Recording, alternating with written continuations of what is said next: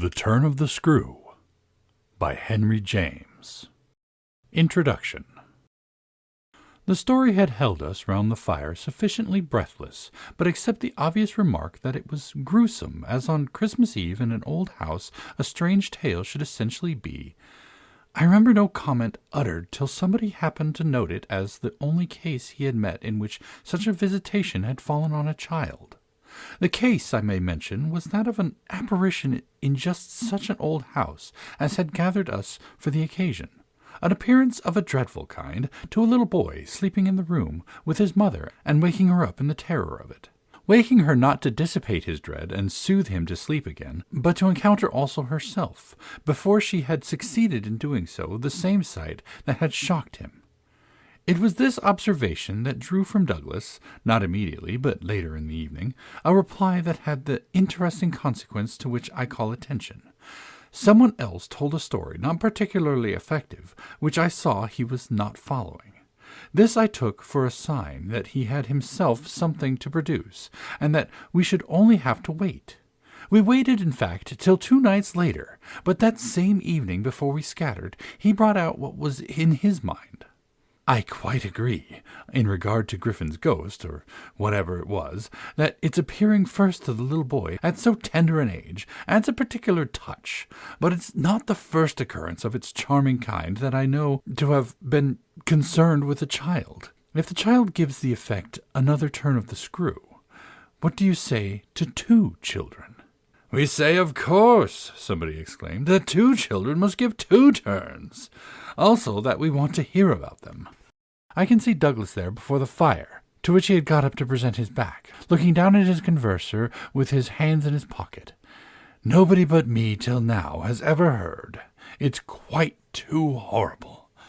This was naturally declared by several voices to give the thing the utmost price, and our friend, with quiet art, prepared his triumph by turning his eyes over the rest of us and going on. "It is beyond everything. Nothing at all that I know touches it." "For sheer terror?" I remember asking. He seemed to say it wasn't so simple as that, to be really at a loss how to qualify it.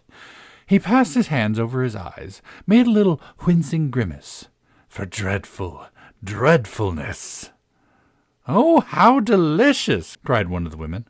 He took no notice of her. He looked at me, but as if, instead of me, he saw what he spoke of. "For general uncanny ugliness and horror and pain." "Well, then," I said, "just sit right down and begin." He turned round to the fire, gave a kick to a log, watched it an instant. Then, as he faced us again, "I can't begin. I shall have to send to town." There was a unanimous groan at this, and much reproach, after which, in his preoccupied way, he explained. "The story's written. It's in a locked drawer. It has not been out for years. I could write to my man and enclose the key. He could send down the packet as he finds it." It was to me in particular that he appeared to propound this, appeared almost to appeal for aid, not to hesitate. He had broken a thickness of ice, the formation of many a winter, had had his reasons for a long silence. The others resented postponement, but it was just his scruples that charmed me. I adjured him to write by the first post and to agree with us for an early hearing. Then I asked him if the experience in question had been his own. To this his answer was promptly, "Oh, thank God, no." "And is the record yours? You took the thing down?" "Nothing but the impression. I took that here." He tapped his heart. "I've never lost it." "Then your manuscript is in old faded ink, and in the most beautiful hand." He hung fire again. "A woman's. She has been dead these 20 years. She sent me the pages in question before she died." They were all listening now, and of course there was somebody to be arch, or at any rate to draw inference. But if he put the inference by without a smile, it was also without irritation. "She was a most charming person, but she was 10 years older than I. She was my sister's governess," he quietly said. "She was the most agreeable woman I've ever known in her position. She'd have been worthy of any whatever. It was long ago, and this episode was long before. I was at Trinity, and I found her at home on my coming down the second summer. I was much there that year. It was a beautiful one, and we had, in her off-hours, some strolls and talks in the garden. Talks in which she struck me as awfully clever and nice. Oh, yes, don't grin. I liked her extremely, and I'm glad to this day to think she liked me too. If she hadn't, she wouldn't have told me. She had never told anyone. It wasn't simply that she said so, but that I knew she hadn't. I was sure I could see. You will easily judge why when you hear. Because the thing had been such a scare? He continued to fix me. You'll easily judge, he repeated. You will. I fixed him too. I see. She was in love. He laughed for the first time. You are acute. Yes, she was in love. That is, she had been. That came out. She couldn't tell her story without its coming out. I saw, and she saw I saw, but neither of us spoke of it. I remember the time and the place, the corner of the lawn, the shade of the great beeches, and the long, hot summer afternoon. It wasn't a scene for a shudder, but oh! He quitted the fire and dropped back into his chair. You'll receive the packet Thursday morning, I said. Probably not till the second post. Well then, after dinner. You'll all meet me here? He looked us round again. Isn't anybody going? It was almost the tone of hope. Everybody will stay. I will, and I will, cried the ladies, whose departure had been fixed. Mrs. Griffin, however, expressed the need for a little more light. Who was it she was in love with? The story will tell, I took upon myself to reply. Oh, I can't wait for the story. The story won't tell, said Douglas, not in any literal vulgar way. More's the pity, then. That's the only way I ever understand. Won't you tell, Douglas? Somebody else inquired. He sprang to his feet again. Yes, tomorrow. Now I must go to bed. Good night. And quickly catching up a candlestick, he left us slightly bewildered. From our end of the great brown hall we heard his step on the stair, whereupon Mrs. Griffin spoke. Well, if I don't know who she was in love with, I know who he was. She was 10 years older, said her husband. Raison de plus, at that age, but it's rather nice, his long reticence. 40 years, Griffin put in. With this outbreak at last, the outbreak, I returned, will make a tremendous occasion of Thursday night, and everyone so agreed with me that in the light of it we lost all attention for everything else. The last story, however incomplete and like the mere opening of a serial, had been told. We handshook and candle-struck, as somebody said, and went to bed. I knew the next day that a letter containing the key had, by the first post, gone off to his London apartments. But in spite of, or perhaps just on account of, the eventual diffusion of this knowledge, we quite let him alone till after dinner, till such an hour of the evening, in fact, as might best accord with the kind of emotion on which our hopes were fixed. Then he became as communicative as we could desire, and indeed gave his best reason for being so. We had it from him again before the fire in the hall, as we had had our mild wonders of the previous night. It appeared about the narrative he had promised to read us really required for a proper intelligence a few words of prologue. Let me say here distinctly to have done with it, that this narrative, from an exact transcription of my own, made much later, is what I shall presently give. Poor Douglas, before his death, when it was in sight, committed to me the manuscript that reached him on the 3rd of these days, and that on the same spot, with immense effect, he began to read to our hushed little circle on that night of the 4th. The departing ladies who had said they would stay didn't, of course, thank heaven, stay. They departed in consequence of arrangements made in a rage of curiosity, as they professed, produced by the touches with which he had already worked us up. But that only made his little final auditory more compact and select, kept it round the hearth, subject to a common thrill. The first of these touches conveyed that the written statement took up the tale at a point after it had, in a manner, begun. The fact to be in possession of was, therefore, that his old friend, the youngest of several daughters of a poor country parson, had at that age of 20, on taking service for the first time in the schoolroom, come up to London in trepidation to answer in person an advertisement that had already placed her in brief correspondence with the advertiser. This person proved, on her presenting herself for judgment at a house in Harkley Street, that impressed her as vast and imposing. This prospective patron proved a gentleman, a bachelor in the prime of life, such a figure as he had never risen, save in a dream or an old novel, before a fluttered anxious girl out of Hampshire vicarage. One could easily fix his type. It never, happily, dies out. He was handsome and bold and pleasant, off-hand and gay and kind. He struck her, inevitably, as gallant and splendid. But what took her most of all, and gave her the courage she afterwards showed, was that he put the whole thing to her as a favor, an obligation he should gratefully incur. She figured him as rich, but as fearfully extravagant, saw him all in a glow of high fashion, of good looks, of expensive habits, of charming ways with women. He had for his town residence a big house, filled with the spoils of travel and the trophies of the chase. But it was to his country home, an old family place in Essex, that he wished her immediately to proceed.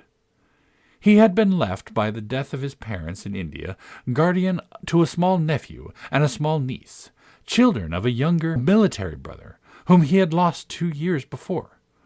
These children were, by the strangest of chances for a man in his position, a lone man without the right sort of experience or a grain of patience, very heavy on his hands. It had all been a great worry, and on his own part, doubtless, a series of blunders, but he immensely pitied the poor chicks and had done all he could. Had in particular sent them down to his other house, the proper place for them being, of course, the country, and kept them there from the first with the best people he could find to look after them, parting even with his own servants to wait on them, and going down himself, whenever he might, to see how they were doing. The awkward thing was that they had practically no other relation, and that his own affairs took up all his time. He had put them in possession of Bly, which was healthy and secure, and had placed at the head of their little establishment, but below stairs only, an excellent woman, Mrs. Gross, whom he was sure his visitor would like and who had formerly been maid to his mother. She was now housekeeper, and was also acting for the time as superintendent to the little girl, of whom, without children of her own, she was by good luck extremely fond. There were plenty of people to help, but of course the young lady who should go down as governess would be in supreme authority. She would also have, in holidays, to look after the small boy, who had been for a term at school, young as he was to be sent, but what else could be done, and who, as the holidays were about to begin, would be back from one day to the other. There had been for the 2 children at first a young lady, whom they had had the misfortune to lose. She had done for them quite beautifully. She was a most respectable person, till her death, the great awkwardness of which had, precisely, left no alternative but the school for little Miles. Mrs. Gross, since then, in the way of manners and things, had done as she could for Flora, and there were, further, a cook, a housemaid, a dairywoman, an old pony, an old groom, and an old gardener, all likewise thoroughly respectable. So far had Douglas presented his picture when someone put a question. "And what did the former governess die of? Of so much respectability?" Our friend's answer was prompt. "That will come out. I don't anticipate." "Pardon me, I thought that was just what you are doing." "In her successor's place," I suggested, "I should have wished to learn if the office brought with it—" "Necessary danger to life," Douglas completed my thought. "She did wish to learn, and she did learn. You shall hear tomorrow what she learnt. Meanwhile, of course, the prospect struck her as slightly grim. She was young, untried, nervous. It was a vision of serious duties and little company, of really great loneliness. She hesitated, took a couple of days to consult and consider, but the salary offered much exceeded her modest measure, and on a second interview she faced the music. She engaged, and Douglas, with this, made a pause that, for the benefit of the company, moved me to throw in, the moral of which, of course, the seduction exercised by the splendid young man. She succumbed to it." He got up, and, as he had done the night before, went to the fire, gave a stir to a log with his foot, then stood a moment with his back to us. "She saw him only twice." "Yes, but that's just the beauty of her passion." A little to my surprise on this, Douglas turned round to me. It was the beauty of it. There were others, he went on, who hadn't succumbed. He told her frankly all his difficulty, that for several applicants the conditions had been prohibitive. They were somehow simply afraid. It sounded dull, it sounded strange, and all the more so because of his main condition, which was that she should never trouble him, but never, neither appeal nor complain nor write about anything, only meet all questions herself, receive all moneys from his solicitor, take the whole thing over, and let him alone. She promised to do this, and she mentioned to me that when, for a moment, disburdened, delighted, he held her hand, thanking her for the sacrifice, she already felt rewarded. But was that all her reward? One of the ladies asked. She never saw him again. Oh! said the lady, which, as our friend immediately again left us, was the only other word of importance contributed to the subject till, the next night, by the corner of the hearth, in the best chair, he opened the faded red cover of a thin, old-fashioned, gilt-edged album. The whole thing took indeed more nights than one, but on the first occasion the same lady put another question. "What's your title?"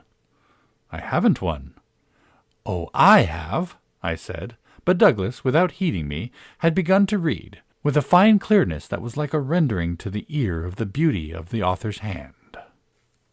Chapter 1. I remember the whole beginning as a succession of flights and drops, a little seesaw of the right throbs and the wrong. After rising in town to meet his appeal, I had at all events a couple of very bad days, found all of my doubts bristle again, felt indeed sure that I had made a mistake.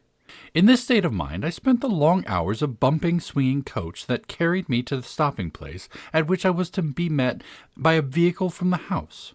This conveyance, I was told, had been ordered, and I found, toward the close of the June afternoon, a commodious fly in waiting for me. Driving at that hour on a lovely day through a country that summer sweetness of which served as a friendly welcome, my fortitude revived, and, as we turned into the avenue, took a flight that was probably but a proof of the point to which it had sunk. I suppose I had expected or had dreaded something so dreary that what greeted me was a good surprise. I remember as a thoroughly pleasant impression the broad, clear front, its open windows and fresh curtains, and the pair of maids looking out. I remember the lawn and the bright flowers, and the crunch of my wheels on the gravel, and the clustered tree-tops over which the rooks circled and cawed in the golden sky. The scene had a greatness that made it a different affair from my own scant home, and there immediately appeared at the door, with a little girl in her hand, a civil person who dropped me as decent a curtsy as if I had been the mistress or a distinguished visitor. I had received in Harley Street a narrower notion of the place, and that, as I recalled it, made me think the proprietor still more of a gentleman, suggested that what I was to enjoy might be a matter beyond his promise. I had no drop again till the next day, for I was carried triumphantly through the following hours by my introduction to the younger of my pupils. The little girl who accompanied Mrs. Gross affected me on the spot as a creature too charming not to make it a great fortune to have to do with her. She was the most beautiful child I had ever seen, and I afterwards wondered why my employer hadn't made more of a point to me of this. I slept that night. I was too much excited, and this astonished me too, I recollect, remained with me, adding to my sense of the liberality with which I was treated. The large, impressive room, one of the best in the house, the great state bed, as I almost felt it, the figured full draperies, the long glasses in which, for the first time, I could see myself from head to foot, all struck me, like the wonderful appeal of my small charge, as so many things thrown in. It was thrown in as well, from the first moment, that I should get on with Mrs. Gross in a relation over which, on my way, in the coach, I fear I had rather brooded. The one appearance, indeed, that in this early outlook might have made me shrink again, was that of her being so inordinately glad to see me. I felt within half an hour that she was so glad, stout, simple, plain, clean, wholesome woman, as to be positively on her guard against showing it too much. I wondered, even then a little, why she would wish not to show it, and that, with reflection, with suspicion, might of course have made me uneasy.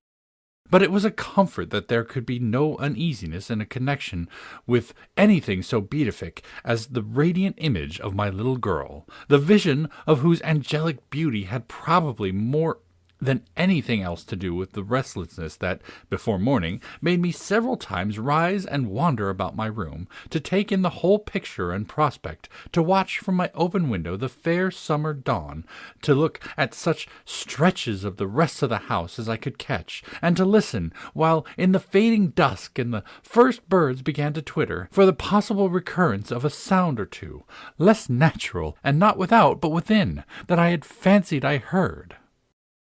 There had been a moment when I believed I recognized, faint and far, the cry of a child. There had been another when I found myself just consciously staring as at the passage, before my door, of a light footstep. But these fancies were not marked enough to be thrown off, and it is only in the light, or the gloom, I should rather say, of other and subsequent matters that they now come back to me. To watch, teach, form little Flora would too evidently be the making of a happy and useful life. It had been agreed between us downstairs that after this first occasion I should have her as a matter of course at night, her small white bed being already arranged to that end in my room. What I had undertaken was the whole care of her, and she had remained just this last time with Mrs. Gross only as an effect of our consideration for my inevitable strangeness and her natural timidity. In spite of this timidity, which the child herself, in the oddest way of the world, had been perfectly frank and brave about, allowing it without a sign of uncomfortable consciousness, with the deep, sweet serenity, indeed, of one of Raphael's holy infants, to be discussed, to be imputed to her, and to determine us, I felt quite sure she would presently like me. It was part of what I already liked Mrs. Gross herself for, the pleasure I could see her feel in my admiration and wonder as I sat at supper with 4 tall candles and with my pupil in a high chair and a bib, brightly facing me between them over bread and milk. There were naturally things that in Flora's presence could pass between us only as prodigious and gratified looks, obscure and roundabout allusions. And the little boy, does he look like her? Is he too so very remarkable? One wouldn't, it was already conveyed between us, too grossly flatter a child. Oh, miss, most remarkable, if you think well of this one. And she stood there with a plate in her hand, beaming at our companion, who looked from one of us to the other, with placid heavenly eyes that contained nothing to check us. Yes, if I do, you will be carried away by the little gentleman. Well, that, I think, is what I came for, to be carried away. I'm afraid, however, I remembered feeling the impulse to add, I'm rather easily carried away. I was carried away in London. I can still see Mrs. Gross's broad face as she took this in. In Harley Street? In Harley Street. Well, miss, you're not the first, and you won't be the last. Oh, I've no pretensions, I can laugh, to being the only one. My other pupil, at any rate, as I understand, comes back tomorrow. Not tomorrow, Friday, miss. He arrives, as you did, by the coach, under care of the guard, and is to be met by the same carriage. I forthwith wanted to know if the proper as well as the pleasant and friendly thing wouldn't therefore be that on the arrival of the public conveyance I should await him with his little sister. A proposition to which Mrs. Gross assented so heartily that I somehow took her manner as a kind of comforting pledge, never falsified, thank heaven, that we should on every question be quite at one. Oh, she was glad I was there. What I felt the next day was, I suppose, nothing that could be fairly called a reaction from the cheer on my arrival. It was probably, at the most, only a slight oppression produced by a fuller measure of the scale. As I walked round them, gazed up at them, took them in, of my new circumstances, they had, as it were, an extent and mass for which I had not been prepared, and in the presence of which I found myself freshly a little scared, not less than a little proud. Regular lessons in this agitation certainly suffered some wrong. I reflected that my first duty was, by the gentlest arts I could contrive, to win the child into the sense of knowing me. I spent the day with her out of doors. I arranged with her, to her great satisfaction, that it should be she only, who might show me the place. She showed it step by step, and room by room, and secret by secret, with droll, delightful, childish talk about it, and with the result, in half an hour, of our becoming tremendous friends. Young as she was, I was struck, throughout our little tour, with her confidence and courage, with the way, in empty chambers and dull corridors, on crooked staircases that made me pause, and even on the summit of an old machicolated square tower, that made me dizzy. Her morning music, her disposition to tell me so many more things than she asked, rang out and led me on. I have not seen Bly since the day I left, and I dare say that to my present older and more informed eyes it would show a very reduced importance. But as my little conductress, with her hair of gold and her frock of blue, danced before me round corners and pattered down passages, I had the view of a castle of romance inhabited by a rosy sprite, such a place as would somehow, for diversion of the young idea, take all color out of the storybooks and fairy tales. Wasn't it just a storybook over which I had fallen a doze and a dream? No, it was a big, ugly, antique, but convenient house, embodying a few features of a building still older, half displaced and half utilized, in which I had the fancy of our being almost as lost as a handful of passengers in a great drifting ship, while I was strangely at the helm. Chapter 2. This came home to me when, 2 days later, I drove over with Flora to meet, as Mrs. Gross said, the little gentleman. And all the more for an incident that, presenting itself the second evening, had deeply disconcerted me. The first day had been, on the whole, as I have expressed, reassuring, but I was to see it wind up to a change of note. The post-bag that evening, it came late, contained a letter for me which, however, in the hand of my employer, I found to be composed but of a few words, enclosing another, addressed to himself, with a seal still unbroken. This, I recognize, is from the headmaster, and the headmaster's an awful bore. Read him, please, deal with him. But mind you don't report, not a word, I'm off. I broke the seal with a great effort, so great a one that I was a long time coming to it, took the unopened missive at last up to my room, and only attacked it just before going to bed. I had better have let it wait till morning, for it gave me a second sleepless night. With no counsel to take the next day, I was full of distress, and it finally got so the better of me that I determined to open myself at least to Mrs. Gross. What does it mean? The child's dismissed his school. She gave me a look that I remarked at the moment, then, visibly, with a quick blankness, seemed to try to take it back. But aren't they all sent home? Yes, but only for the holidays. Miles may never go back at all. Consciously, under my attention, she reddened. They won't take him? They absolutely decline. At this she raised her eyes, which she had turned from me. I saw them fill with good tears. What has he done? I cast about, and I judged best simply to hand her my document, which, however, had the effect of making her, without taking it, simply put her hands behind her. She shook her head sadly. Such things are not for me, miss. My counselor couldn't read.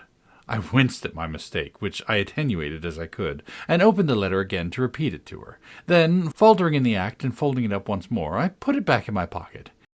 Is he really bad? The tears were still in her eyes. Do the gentlemen say so? They go into no particulars. They simply express their regret that it should be impossible to keep him. That can have but one meaning. Mrs. Gross listened with dumb emotion. She forbore to ask me what this meaning might be, so that presently, to put the thing with some coherence and with the mere aid of her presence to my own, I went on. That he's an injury to the others. At this, with one of the quick turns of simple folk, she suddenly flamed up. Master Miles? Him an injury? There was such a flood of good faith in that, though I had not yet seen the child, my very fears made me jump to the absurdity of the idea. I found myself, to meet my friend the better, offering it on the spot sarcastically, to his poor little innocent mates. It's too dreadful, cried Mrs. Gross, to say such cruel things. Why, he's scarce 10 years old. Yes, It would be incredible." She was evidently grateful for such a profession. "See him, miss, first, then believe it." I felt forthwith a new impatience to see him. It was the beginning of a curiosity that, all the next hours, was to deepen almost to pain. Mrs. Grose was aware, I could judge, of what she had produced in me, and she followed it up with assurance. "You might as well believe it of the little lady. Bless her," she added the next moment. "Look at her." I turned and saw that Flora, whom 10 minutes before I had established in the schoolroom with a sheet of white paper and a pencil and a copy of nice round O's, now presented herself to view at the open door. She expressed in her little way an extraordinary detachment from disagreeable duties, looking at me, however, with a great childish light that seemed to offer it as a mere result of the affection she had conceived for my person, which had rendered necessary that she should follow me. I needed nothing more than this to feel the full force of Mrs. Grose's comparison, and, catching my pupil in my arms, covered her with kisses in which there was a sob of atonement.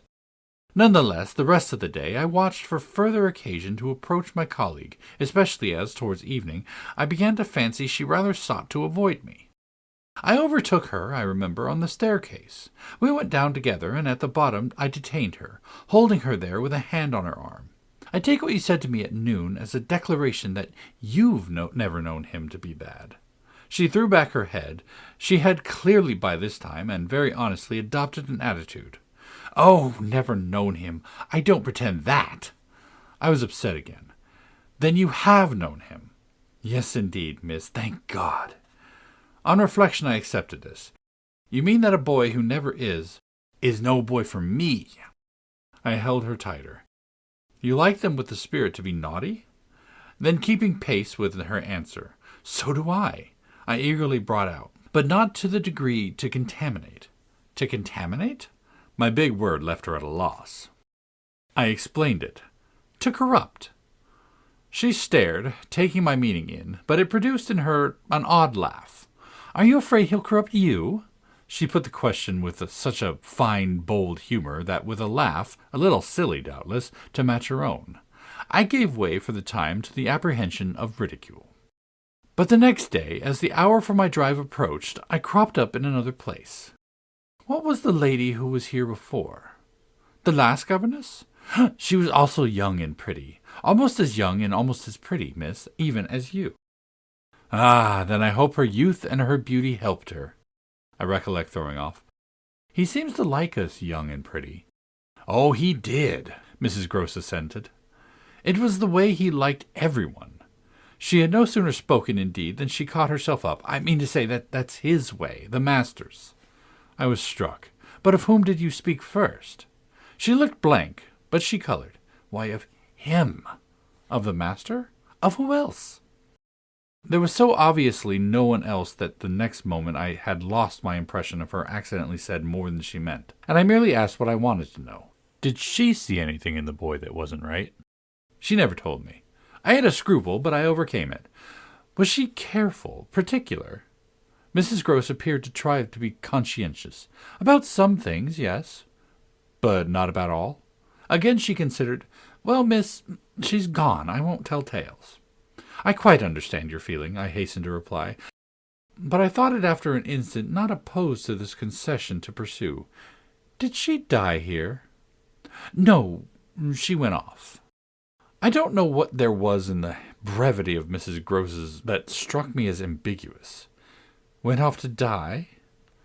Mrs. Grose looked straight out the window, but I felt that, hypothetically, I had a right to know what young persons engaged for Bligh were expected to do. "She was taken ill, you mean, and went home?" She was not taken ill so far as appeared in this house. She left it, at the end of the year, to go home, as she said, for a short holiday, to which the time she had put in had certainly given her a right. We had then a young woman, a nursemaid, who had stayed on and who was a good girl and clever, and she took the children altogether for the interval. But our young lady never came back, and at the very moment I was expecting her I heard from the master that she was dead. I turned this over. "But of what?" "He never told me. But please, miss," said Mrs. Grose, "I must get to work." Chapter 3.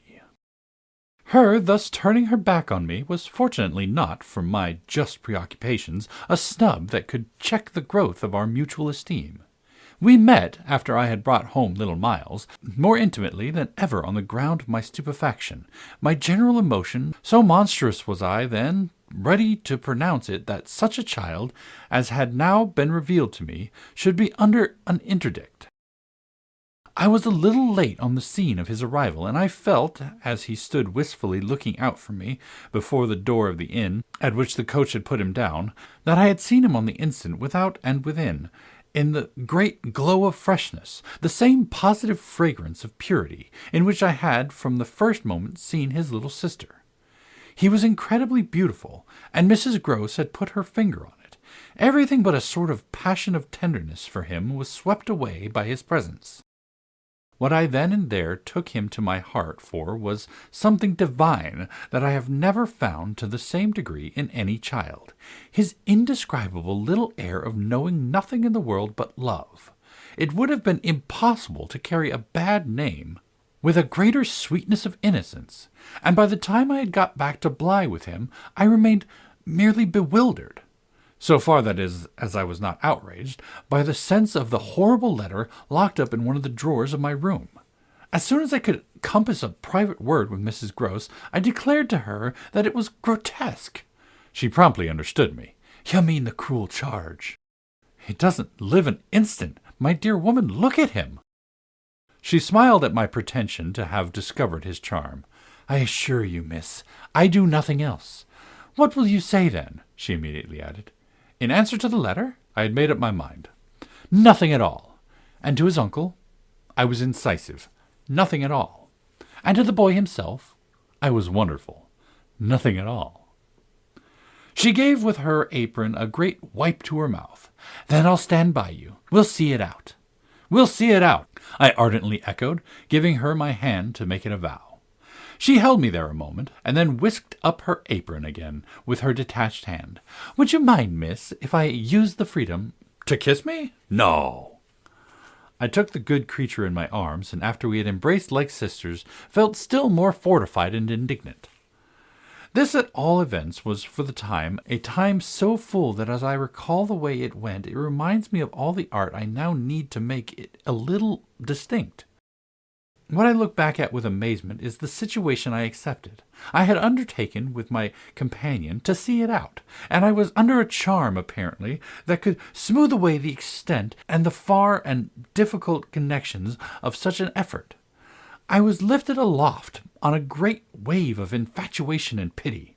I found it simple in my ignorance, my confusion, and perhaps my conceit, to assume that I could deal with a boy whose education for the world was all on the point of beginning. I am unable even to remember at this day what proposal I had framed for the end of his holidays and the resumption of his studies. Lessons with me, indeed, that charming summer. We all had a theory that he was to have, but I now feel that for weeks the lessons must have been rather my own. I learnt something, at first certainly, that had not been one of the teachings of my small, smothered life, learnt to be amused, and even amusing, and not to think for the morrow.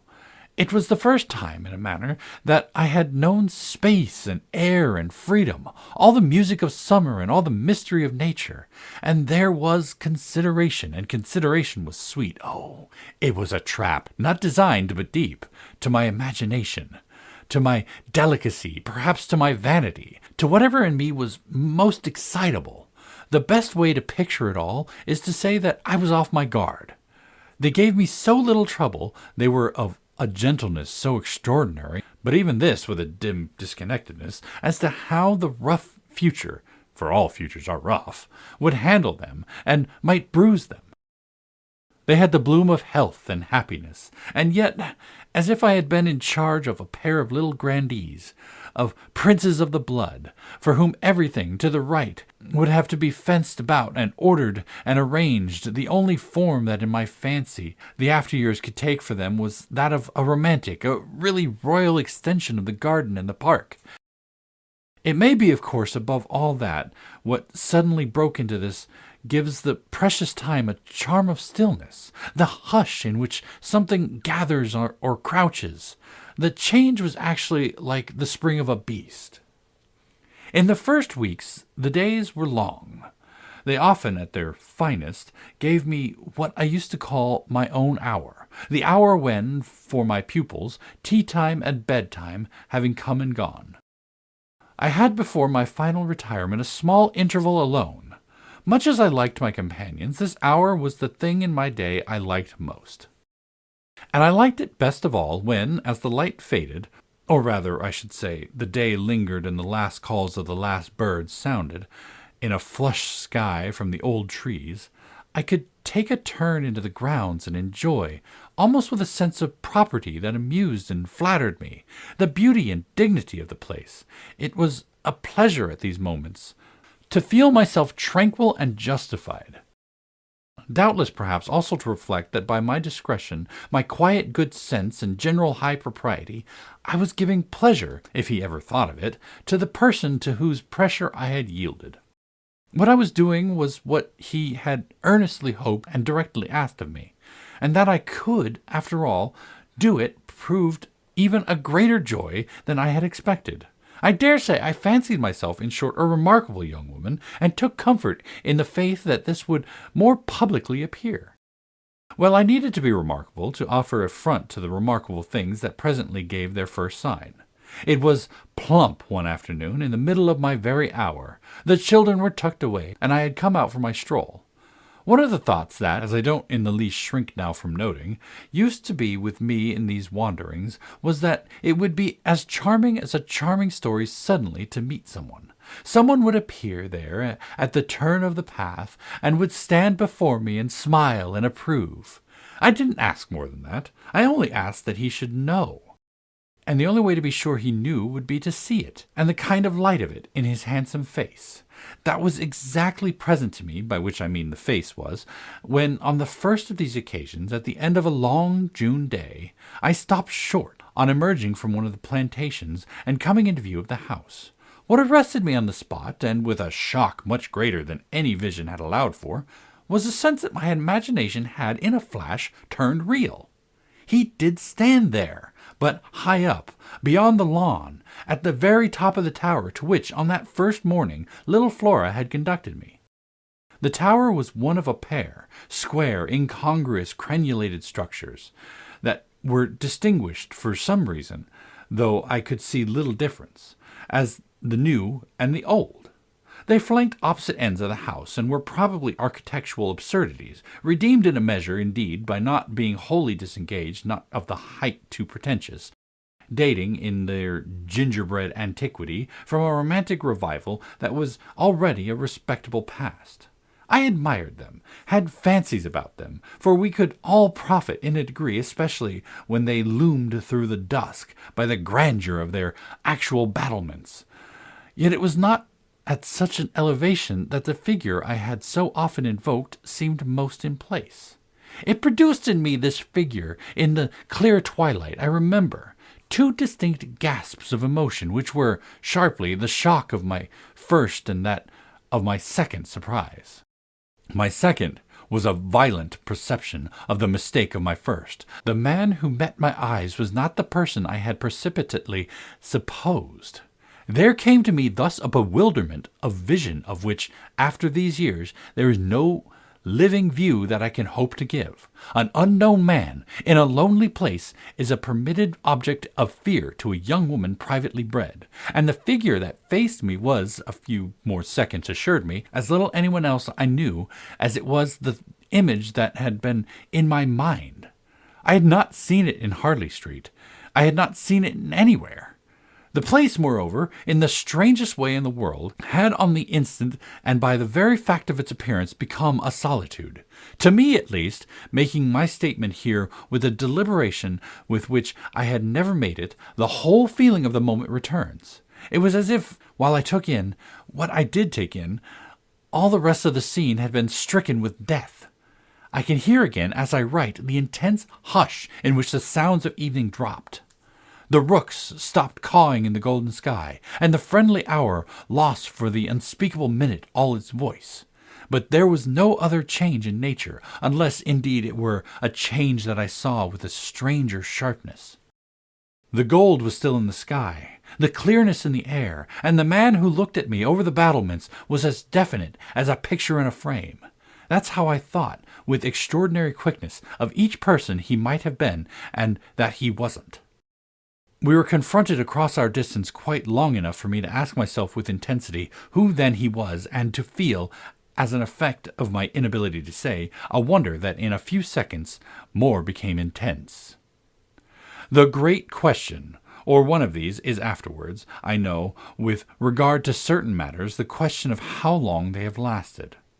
Well, this matter of mine, think what you will of it, lasted while I caught at a dozen possibilities, none of which made a difference for the better, that I could see, in their having been in the house, and for how long above all, a person of whom I was in ignorance. It lasted while I just bridled a little with the sense of how my office seemed to require that there should be no such ignorance and no such person. It lasted while this visitant, at all events, and there was a touch of that strange freedom, as I remember, in the sign of familiarity of his wearing no hat, seemed to fix me from his position with just the question, just the scrutiny through the fading light that his own presence provoked. We were too far apart to call to each other, but there was a moment at which, at shorter range, some challenge between us, breaking the hush, would have been the right result of our straight mutual stare. He was in one of the angles, the one away from the house, very erect as it struck me, and with both hands on the ledge, so I saw him as I see the letters I form on this page. Then, exactly after a minute, as if to add to the spectacle, he slowly changed his place, passed, looking at me hard all the while, to the opposite corner of the platform. Yes, it was intense to me that during this transit he never took his eyes from me, and I can see at this moment the way his hand, as he went, moved from one of the crenulations to the next. He stopped at the other corner, but less long, and even as he turned away, still markedly fixed me. He turned away. That was all I knew. Chapter 4. It was not that I didn't wait on this occasion for more, since I was as deeply rooted as shaken. Was there a secret at Bly, a mystery of Udolpho, or an insane, an unmentionable relative kept in unsuspected confinement? I can't say how long I turned it over, or how long, in a confusion of curiosity and dread, I remained where I had had my collision. I only recall that when I re-entered the house, darkness had quite closed in. Agitation, in the interval, certainly had held me and driven me, for I must, in circling about the place, have walked 3 miles.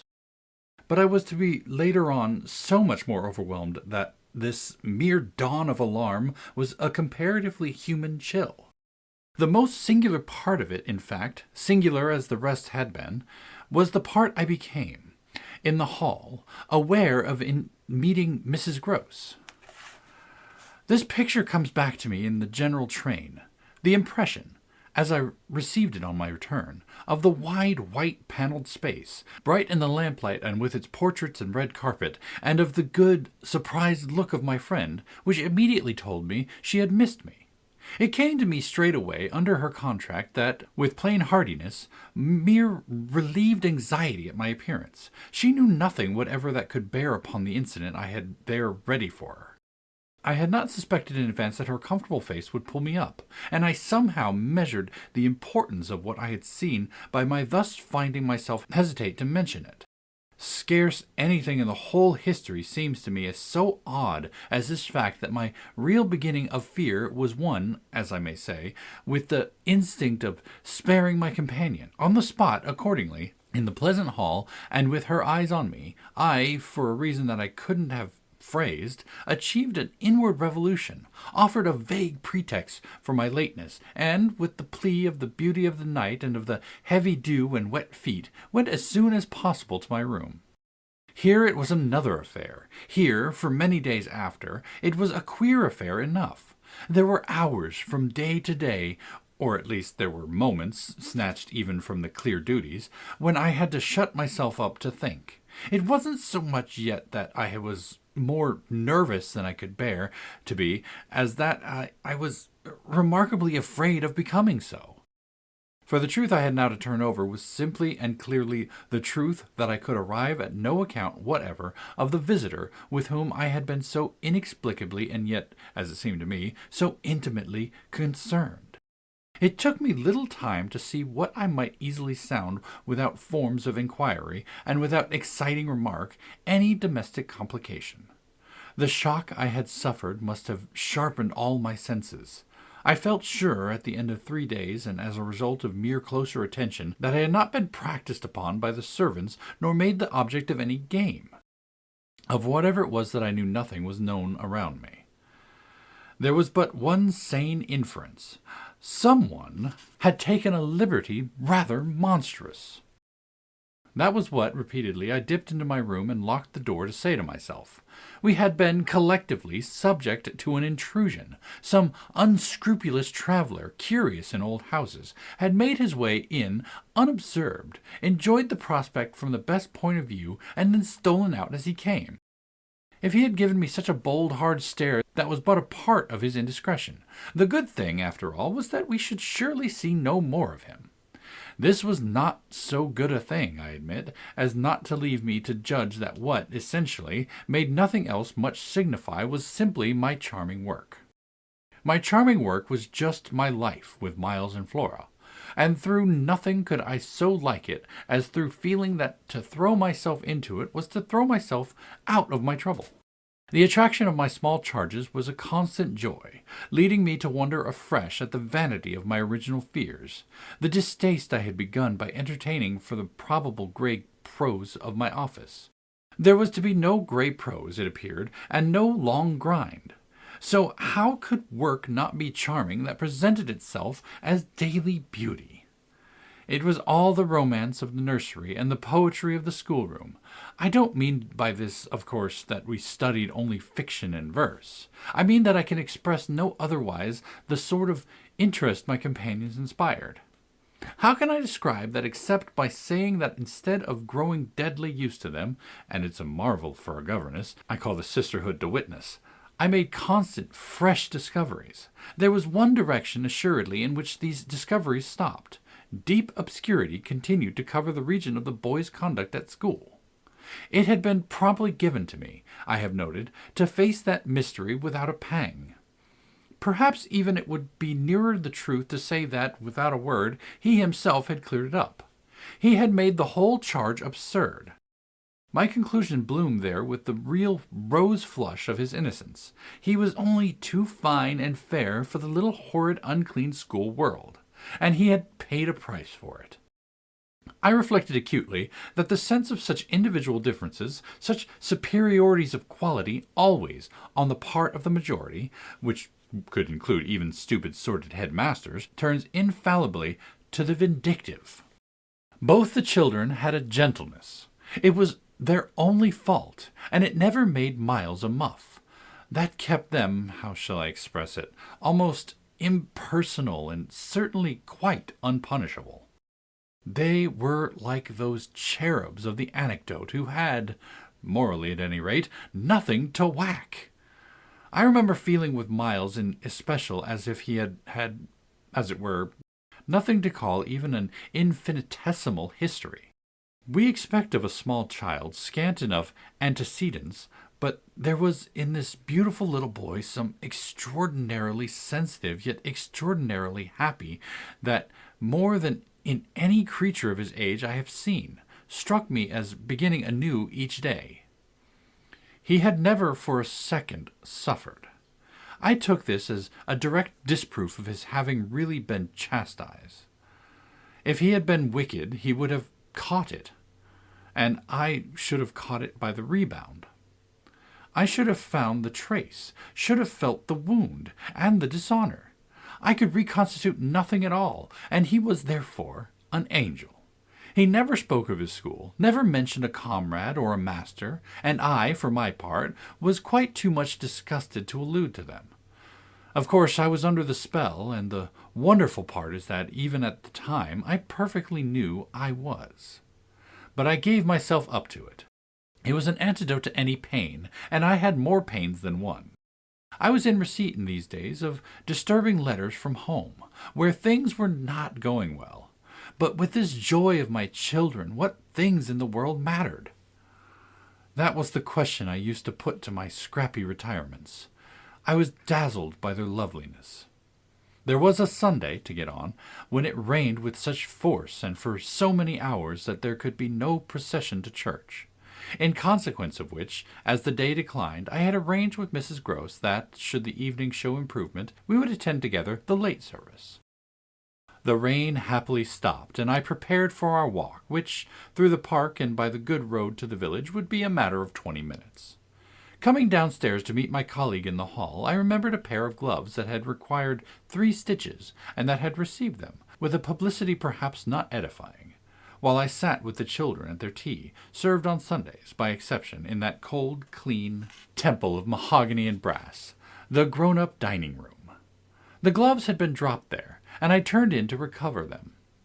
The day was gray enough, but the afternoon light still lingered, and it enabled me, on crossing the threshold, not only to recognize, on a chair near the wide window, then closed, the articles I wanted, but to become aware of a person on the other side of the window, and looking straight in. One step into the room had sufficed. My vision was instantaneous. It was all there. The person looking straight in was the person who had already appeared to me. He appeared thus again with, I won't say greater distinctness, for that was impossible, but with a nearness that represented a forward stride in our intercourse, and made me, as I met him, catch my breath and turn cold. He was the same, and seen this time as he had been seen before, from the waist up the window, through the dining room, though the dining room was on the ground floor, not going down to the terrace on which he stood. His face was close to the glass, yet the effect of this better view was, strangely, just to show me how intense the former had been. He remained but a few seconds, long enough to convince me he also saw and recognized me. But it was as if I had been looking at him for years, and had known him always. Something, however, happened this time that had not happened before. His stare into my face, through the glass and across the room, was as deep and hard as then, but it quitted me for a moment during which I could still watch it, see it fixed successively several other things. On the spot there came to me the added shock of a certitude that it was not for me he had come. He had come for someone else.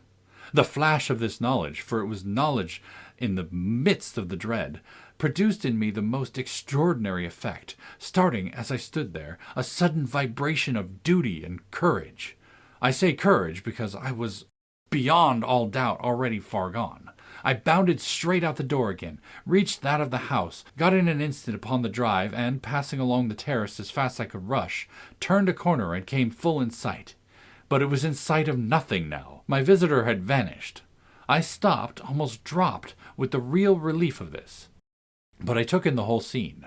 I gave him time to reappear. I call it time, but how long was it?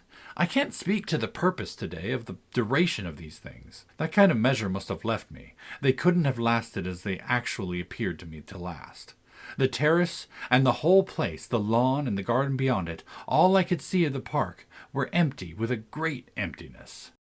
There were shrubberies and big trees, but I remember the clear assurance I felt that none of them concealed him. He was there or he was not there if I didn't see him. I got hold of this, then, instinctively, instead of returning as I had come, went to the window. It was confusedly present to me that I ought to place myself where he had stood. I did so. I applied my face to the pane and looked, as he had looked, into the room. As if, at this moment, to show me exactly what his range had been, Mrs. Gross, as I had done for himself just before, came into the hall. With this I had the full image of a repetition of what had already occurred. She saw me, as I had seen my own visitant. She pulled up short, as I had done. I gave her something of a shock that I had received. She turned white, and with this made me ask myself if I had blanched as much. She stared, in short, and retreated just on my lines, and I knew she had then passed out and come round to me, and that I should presently meet her. I remained where I was, and while I waited I thought of more things than one. But there's only one I take space to mention. I wondered why she should be scared. Chapter 5. Oh, she let me know as soon as, round the corner of the house, she loomed again into view. What in the name of goodness is the matter? She was now flushed and out of breath. I said nothing till she came quite near. With me? I must have made a wonderful face. Do I show it? You're as white as a sheet. You look awful. I considered I could meet on this, without scruple, any degree of innocence. My need to respect the bloom of Mrs. Groce's had dropped, without a rustle, from my shoulders, and if I wavered, for the instant, it was not with what I kept back. I put out my hand to her, and she took it.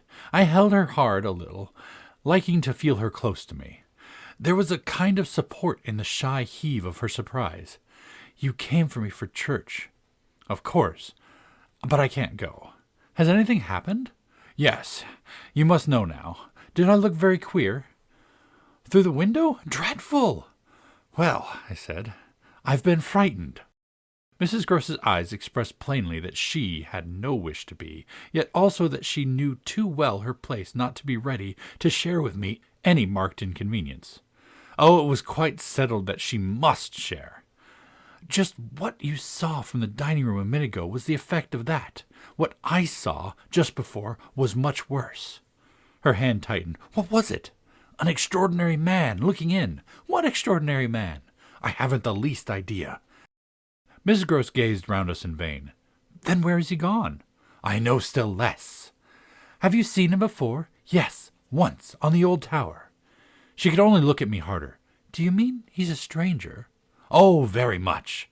Yet you didn't tell me. No, for reasons. But now that you've guessed, Mrs. Groce's round eyes encountered discharge. Ah, I haven't guessed, she said very simply. How can I if you don't imagine? I don't in the very least. You've seen him nowhere but on the tower? And on this spot just now. Mrs. Groce looked round again. What was he doing on the tower? Only standing there and looking down at me. She thought a minute. Was he a gentleman? I found I had no need to think. No. She gazed in deeper wonder. No. Then nobody about the place? Nobody from the village? Nobody. I didn't tell you, but I made sure. She breathed a vague relief. This was, oddly, so much to the good. It only went indeed a little way. But if he isn't a gentleman, what is he? He's a horror. A horror? He's... God help me if I know what he is. Mrs. Groce looked round once more. She fixed her eyes on the duskier distance, and then, pulling herself together, turned to me with full inconsequence.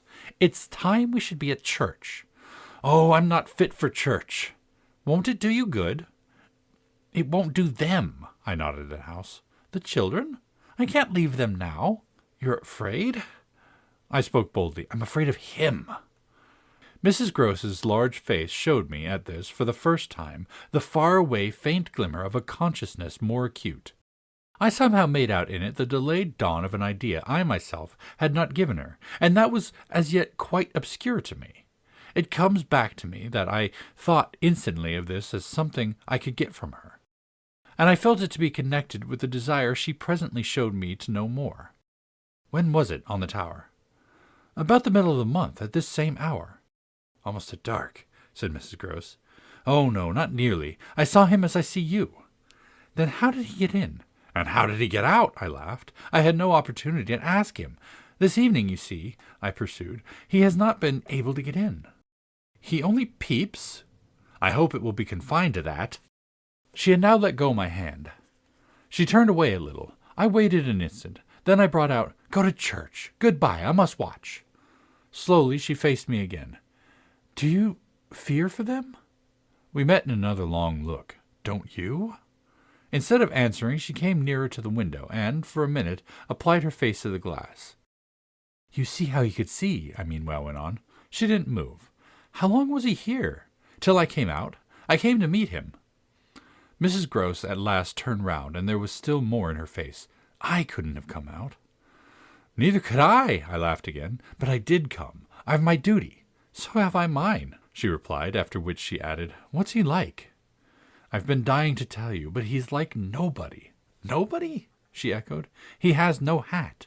Then, seeing in her face that she already, in this, with a deeper dismay, found a touch of picture, I quickly added stroke to stroke. He has red hair, very red, close curling, and a pale face, long in shape, with straight good features and little rather queer whiskers that are as red as his hair. His eyebrows are somehow darker. They look particularly arched, as if they might move a good deal. His eyes are sharp, strange, awfully. But I only know clearly that they're rather small and very fixed. His mouth's wide and his lips are thin, and except for his little whiskers, he's quite clean-shaven. He gives me a sort of sense of looking like an actor. An actor! It was impossible to resemble one less, at least, than Mrs. Gross at that moment. I've never seen one, but I suppose so. He's tall, active, erect, I continued, but never a gentleman. My companion's face had blanched as I went on. Her round eyes started and her mild mouth gaped. "A gentleman?" she gasped, confounded, stupefied. "A gentleman he? You know him, then?" She visibly tried to hold herself. "But he is handsome?" I saw the way to help her. "Remarkably." "And dressed in somebody's clothes. They're smart, but they're not his own." She broke into a breathless, affirmative groan. "They're the master's." I caught it up. "You do know him!" She faltered for a second. "Quint!" she cried. "Quint?" "Peter Quint. His own man, his valet, when he was here." "When the master was?" Gaping still, but meeting me, she pieced it all together. "He never wore his hat, but he did wear, well, there were waistcoats missed. They were both here last year. Then the master went, and Quint was alone." I followed, but halting a little. "Alone?" "Alone with us." Then, as from a deeper depth, "In charge," she added. "And what became of him?" She hung fire so long that I was still more mystified. "He went too," she brought out at last. "Went where?" Her expression at this became extraordinary. "God knows where. He died." "Died?" I almost shrieked. She seemed fairly to square herself, plant herself more firmly to express the wonder of it. "Yes. Mr. Quint's dead." Chapter 6. It took, of course, more than that particular passage to place us together in presence of what we had now to live with as we could. My dreadful liability to impressions of the order so vividly exemplified, and my companion's knowledge henceforth, a knowledge half consternation and half compassion, of that liability. There had been this evening, after the revelation that left me for an hour so prostrate, there had been for either of us no attendance on any service but a little service of tears and vows, of prayers and promises, a climax to the series of mutual challenges and pledges that had straightway ensued on our retreating together to the schoolroom and shutting ourselves up there to have everything out. The result of our having everything out was simply to reduce our situation to the last rigor of its elements.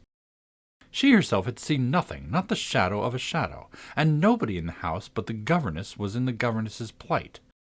Yet she accepted without directly impugning my sanity the truth, as I gave it to her, and ended by showing me on this ground an awe-stricken tenderness, a deference to my more than questionable privilege, of which the very breath has remained with me as that of the sweetest of human charities.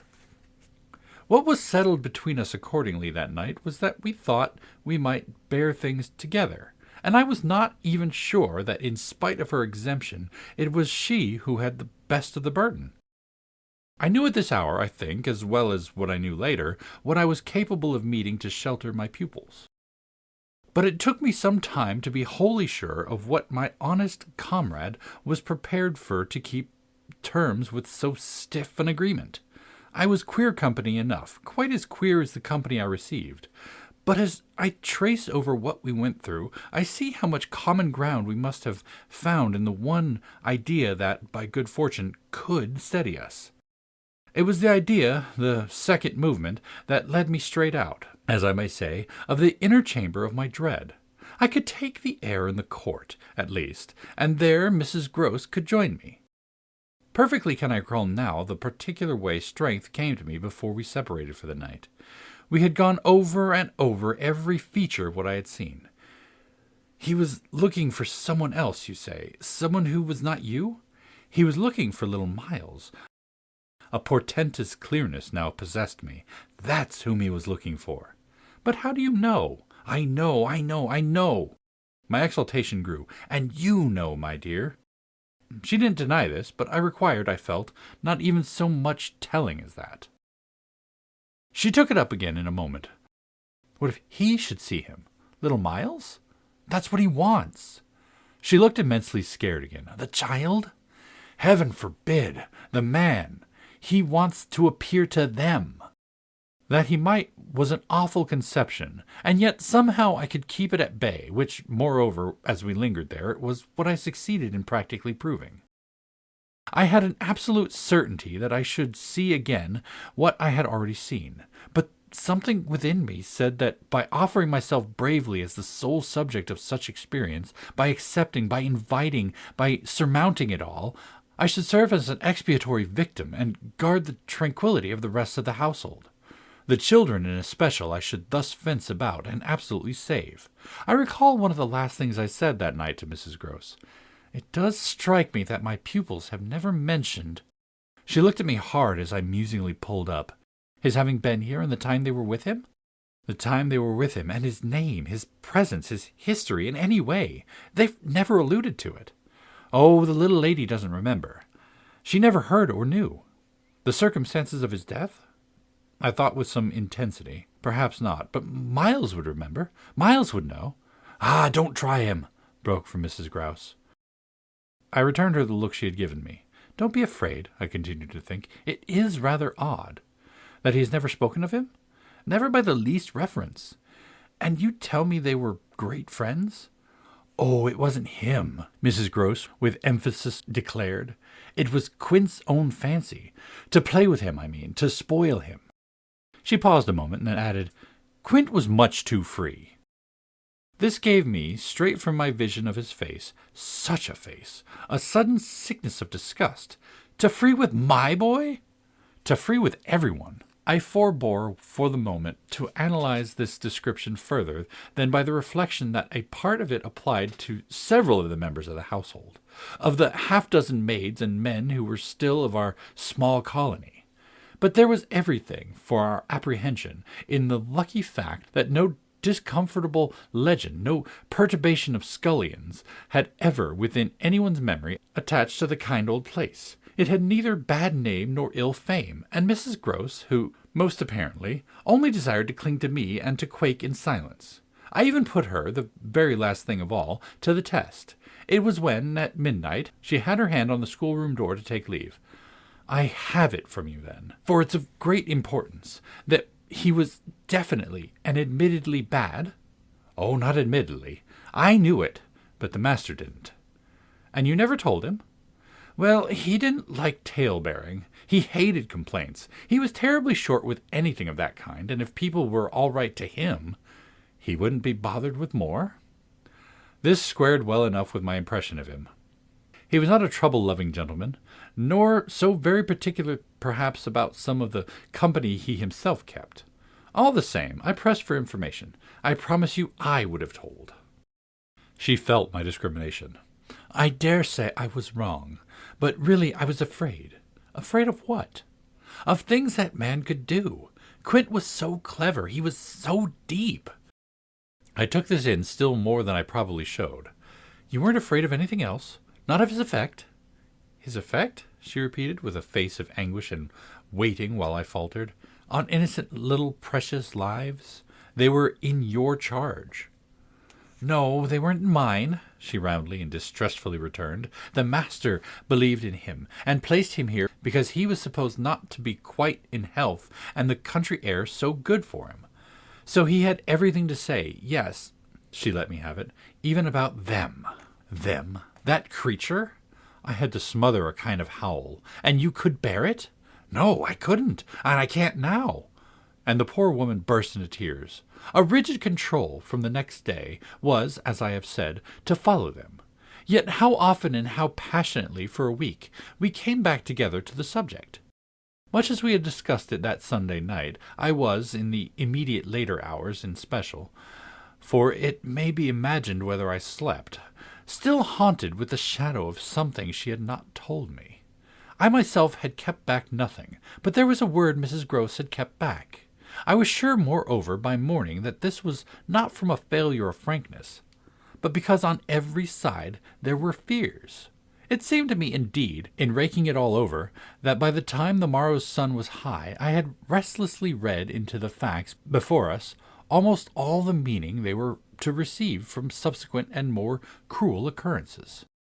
What they gave me above all was just the sinister figure of the living man. The dead one would keep a while, and of the months he had continuously passed at Bly, which, added up, made a formidable stretch. The limit of this evil time had arrived only when, on the dawn of the winter's morning, Peter Quint was found, by a laborer going to early work, stone dead on the road from the village, a catastrophe explained, superficially at least, by a visible wound to his head. Such a wound as might have been produced, and as on the final evidence had been, by a fatal slip in the dark, and after leaving the public-house, on the steepish icy slope, a wrong path altogether, at the bottom of which he lay. The icy slope, the turn mistaken at night and in liquor, accounted for much, practically, in the end and after the inquest and boundless chatter, for everything. But there had been matters in his life, strange passages and perils, secret disorders, vices more than suspected, that would have accounted for a good deal more. I scarce know how to put my story into words that shall be a credible picture of my state of mind. But I was in these days literally able to find a joy in the extraordinary flight of heroism the occasion demanded of me. I now saw that I had been asked for a service admirable and difficult, and there would be a greatness in letting it be seen, in the right quarter, that I could succeed where many another girl might have failed. It was an immense help to me.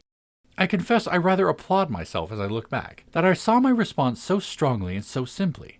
I was there to protect and defend the little creatures in the world, the most bereaved and the most lovable, the appeal of whose helplessness had suddenly become only too explicit, a deep, constant ache of one's own engaged affection. We were cut off, really, together. We were united in our danger. They had nothing but me, and I had them. It was, in short, a magnificent chance. This chance presented itself to me in an image richly material. I was a screen. I was to stand before them. The more I saw, the less they would. I began to watch them in a stifled suspense, a disguised tension that might well, had it continued too long, have turned to something like madness. What saved me, as I now see, was that it turned to another matter altogether. It didn't last as suspense. It was superseded by horrible proofs. Proofs, I say, yes, from the moment I really took hold. This moment dated from an afternoon hour that I happened to spend in the gardens with the younger of my pupils alone. We had left Miles indoors, on the red cushion of a deep window-seat. He had wished to finish a book, and I had been glad to encourage a purpose so laudable in a young man whose only defect was a certain ingenuity of restlessness. His sister, on the contrary, had been alert to come out, and I strolled with her half an hour, seeking the shade, for the sun was still high and the day exceptionally warm. I was aware afresh with her, as we went out, of how, like her brother, she contrived. It was the charming thing in both children, to let me alone without appearing to drop me, and to accompany me without appearing to oppress. They were never importunate, and yet never listless. My attention to them all really went to seeing them amuse themselves immensely without me. This was a spectacle they seemed actively to prepare, and that employed me as an active admirer. I walked in a world of their invention. They had no occasion whatever to draw upon mine, so that my time was taken only with being for them some remarkable person or thing that the game of the moment required, and that was merely, thanks to my superior, my exalted stamp, a happy and highly distinguished sinecure. I forget what I was on the present occasion. I only remember that I was something very important and very quiet, and that Flora was playing very hard. We were on the edge of the lake, and, as we had lately begun geography, the lake was the Sea of Azov. Suddenly, amid these elements, I became aware that on the other side of the Sea of Azov we had an interested spectator. The way this knowledge gathered in me was the strangest thing in the world, the strangest that is except the very much stranger in which it quickly merged itself. I had sat down with a piece of work, for I was something or other that could sit, on the old stone bench which overlooked the pond, and in this position I began to take in, with certitude and yet without direct vision, the presence, a good way off, of a third person. The old trees, the thick shrubbery, made a great and pleasant shade, but it was all suffused with the brightness of the hot, still hour. There was no ambiguity in anything, none whatever, at least in the conviction I from one moment to another found myself forming as to what I should see straight before me and across the lake as a consequence of raising my eyes.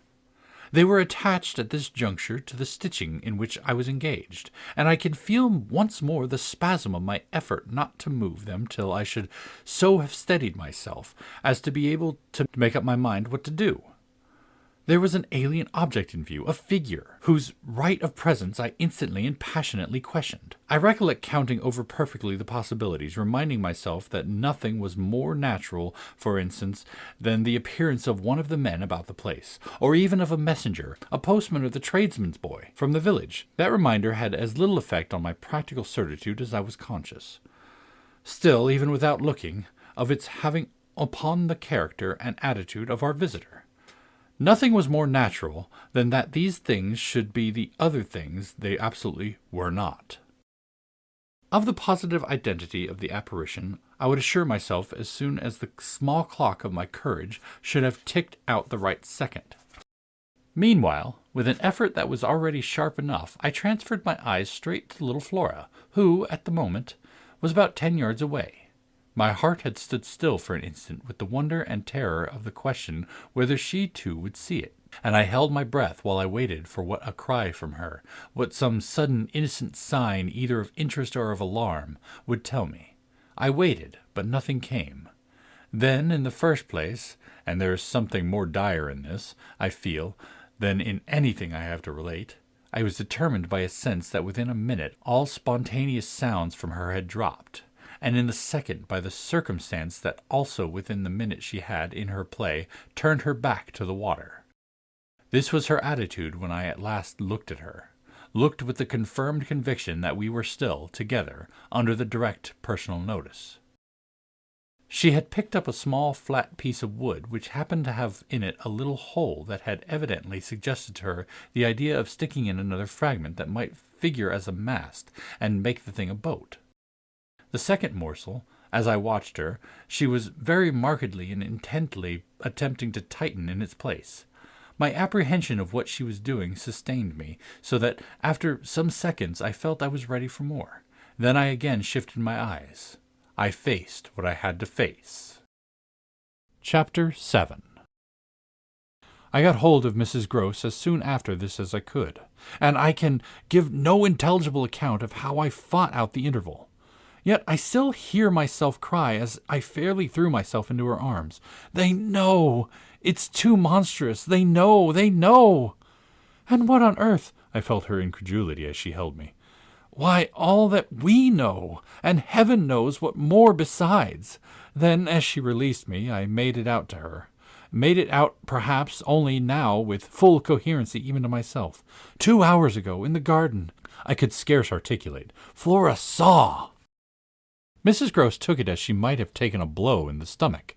"She has told you?" she panted. "Not a word. That's the horror. She kept it to herself. The child of 8, that child." Unutterable still for me was the stupefaction of it. Mrs. Gross, of course, could only gape the wider. "Then how do you know?" "I was there. I saw with my eyes. Saw she was perfectly aware." "Do you mean aware of him?" "No, of her." I was conscious as I spoke that I looked prodigious things, for I got the slow reflection of them in my companion's face. Another person this time, but a figure of quite as unmistakable horror and evil, a woman in black, pale and dreadful, with such an air also, and such a face. On the other side of the lake, I was there with the child, quiet for the hour, and in the midst of it she came. Came how? From where? From where they come from. She just appeared and stood there, but not so near. And without coming nearer? Oh, for the effect and the feeling she might have been as close as you! My friend, with an odd impulse, fell back a step. Was she someone you've never seen? Never. but someone the child has, someone you have. Then, to show how I had thought it all out, my predecessor, the one who died. Miss Jessel? Miss Jessel. You don't believe me? I pressed. She turned right and left in her distress. How can you be sure? This drew from me, in the state of my nerves, a flash of impatience. Then ask Flora. She's sure. But I had no sooner spoken than I caught myself up. No, for God's sake, don't. She'll say she isn't. She'll lie. Mrs. Gross was not too bewildered instinctively to protest. Ah, how can you? Because I'm clear. Flora doesn't want me to know. It's only then to spare you. No, there are depths. The more I go over it, the more I see in it. And the more I see in it, the more I fear. I don't know what I don't see, what I don't fear. Mrs. Gross tried to keep up with me. You mean you're afraid of seeing her again? Oh, no, that's nothing. Now, then I explained, it's of not seeing her. But my companion only looked wan. I don't understand. Why, it's that the child may keep it up, and that the child assuredly will, without my knowing it. At the image of this possibility, Mrs. Gross for a moment collapsed, yet presently to pull herself together again as from the positive force of the sense of what, should we yield an inch, there would really be to give way to. Dear, we must keep our heads, and after all, if she doesn't mind it, she even tried a grim joke. Perhaps she likes it. Like such things? A scrap of an infant. Isn't it just proof of her blessed innocence? My friend bravely inquired. She brought me, for an instant, almost around. Oh, we must clutch at that. We must cling to it. If it isn't a proof of what you say, it's a proof of God knows what. For the woman's a horror of horrors. Mrs. Gross, at this, fixed her eyes a minute on the ground. Then at last raising them. Tell me how you know, she said. Then you admit it's what she was? I cried. Tell me how you know, my friend simply repeated. No, by seeing her, by the way she looked. At you, do you mean, so wickedly? Dear me, no. I could have borne that. She gave me never a glance. She only fixed the child. Mrs. Gross tried to see it. Fixed her? Ah, with such awful eyes. She stared at mine as if they might really have resembled them. Do you mean of dislike? God help us, no. Of something much worse. Worse than dislike? This left her indeed at a loss. With a determination indescribable, with a kind of fury of intention. I made her turn pale. Intention? To get a hold of her. Mrs. Gross, her eyes just lingering on mine, gave a shudder and walked to the window. And while she stood there looking out, I completed my statement. That's what Flora knows. After a little she turned round. The person was in black, you say? In mourning. Rather poor, almost shabby, but yes, with extraordinary beauty. I now recognized to what I had at last, stroke by stroke, brought the victim of my confidence, for she quite visibly weighed this. Oh, handsome, very, very, I insisted, wonderfully handsome, but infamous. Slowly she came back to me. Miss Jessel was infamous. She once more took my hand in both her own, holding it as tight as if to fortify me against the increase of alarm I might draw from this disclosure. They were both infamous, she finally said.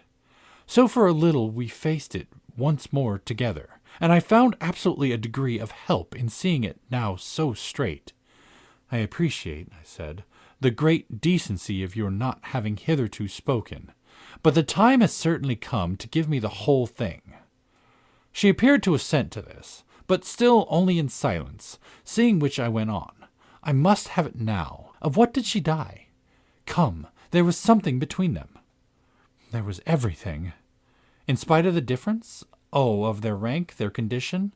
She brought it woefully out. She was a lady. I turned it over. I again saw. Yes, she was a lady. And he so dreadfully below, said Mrs. Gross. I felt that I doubtless needn't press too hard, in such company, on the place of a servant in the scale, but there was nothing to prevent an acceptance of my companion's own measure of my predecessor's abasement. There was a way to deal with that, and I dealt, the more readily for my full vision, on the evidence, of our employer's late, clever, good-looking own man, impudent, assured, spoiled, depraved. The fellow was a hound. Mrs. Gross considered as if it were perhaps a case for a sense of shades. "I've never seen one like him. He did what he wished. With her? With them all." It was as if now, in my friend's own eyes, Miss Jessel had appeared again.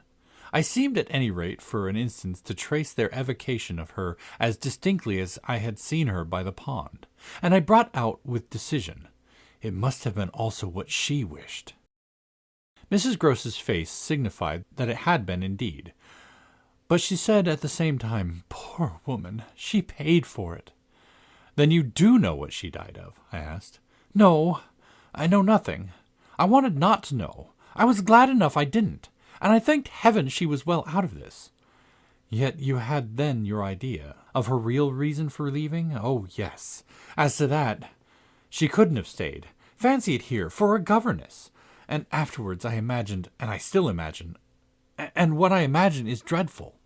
"Not so dreadful as what I do," I replied, on which I must have shown her, as I was indeed but too conscious, a front of miserable defeat. It brought out again all her compassion for me, and at the renewed touch of her kindness my power to resist broke down. I burst, as I had the other time made her burst, into tears.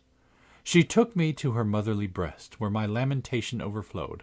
"I don't do it," I sobbed in despair. "I don't save or shield them. It's far worse than I dreamed. They're lost."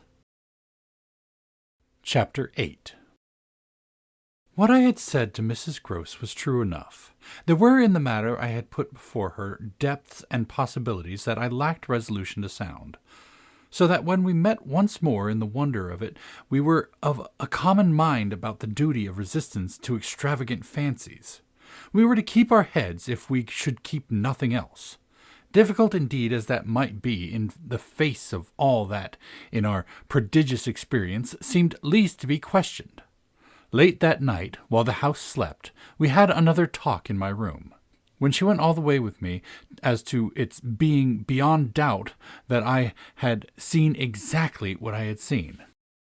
I found that to keep her thoroughly in the grip of this, I had only to ask her how, if I had made it up, I came to be able to give of each of the persons appearing to me a picture disclosing, to the last detail, their special marks, a portrait of the exhibition of which she had instantly recognized and named them.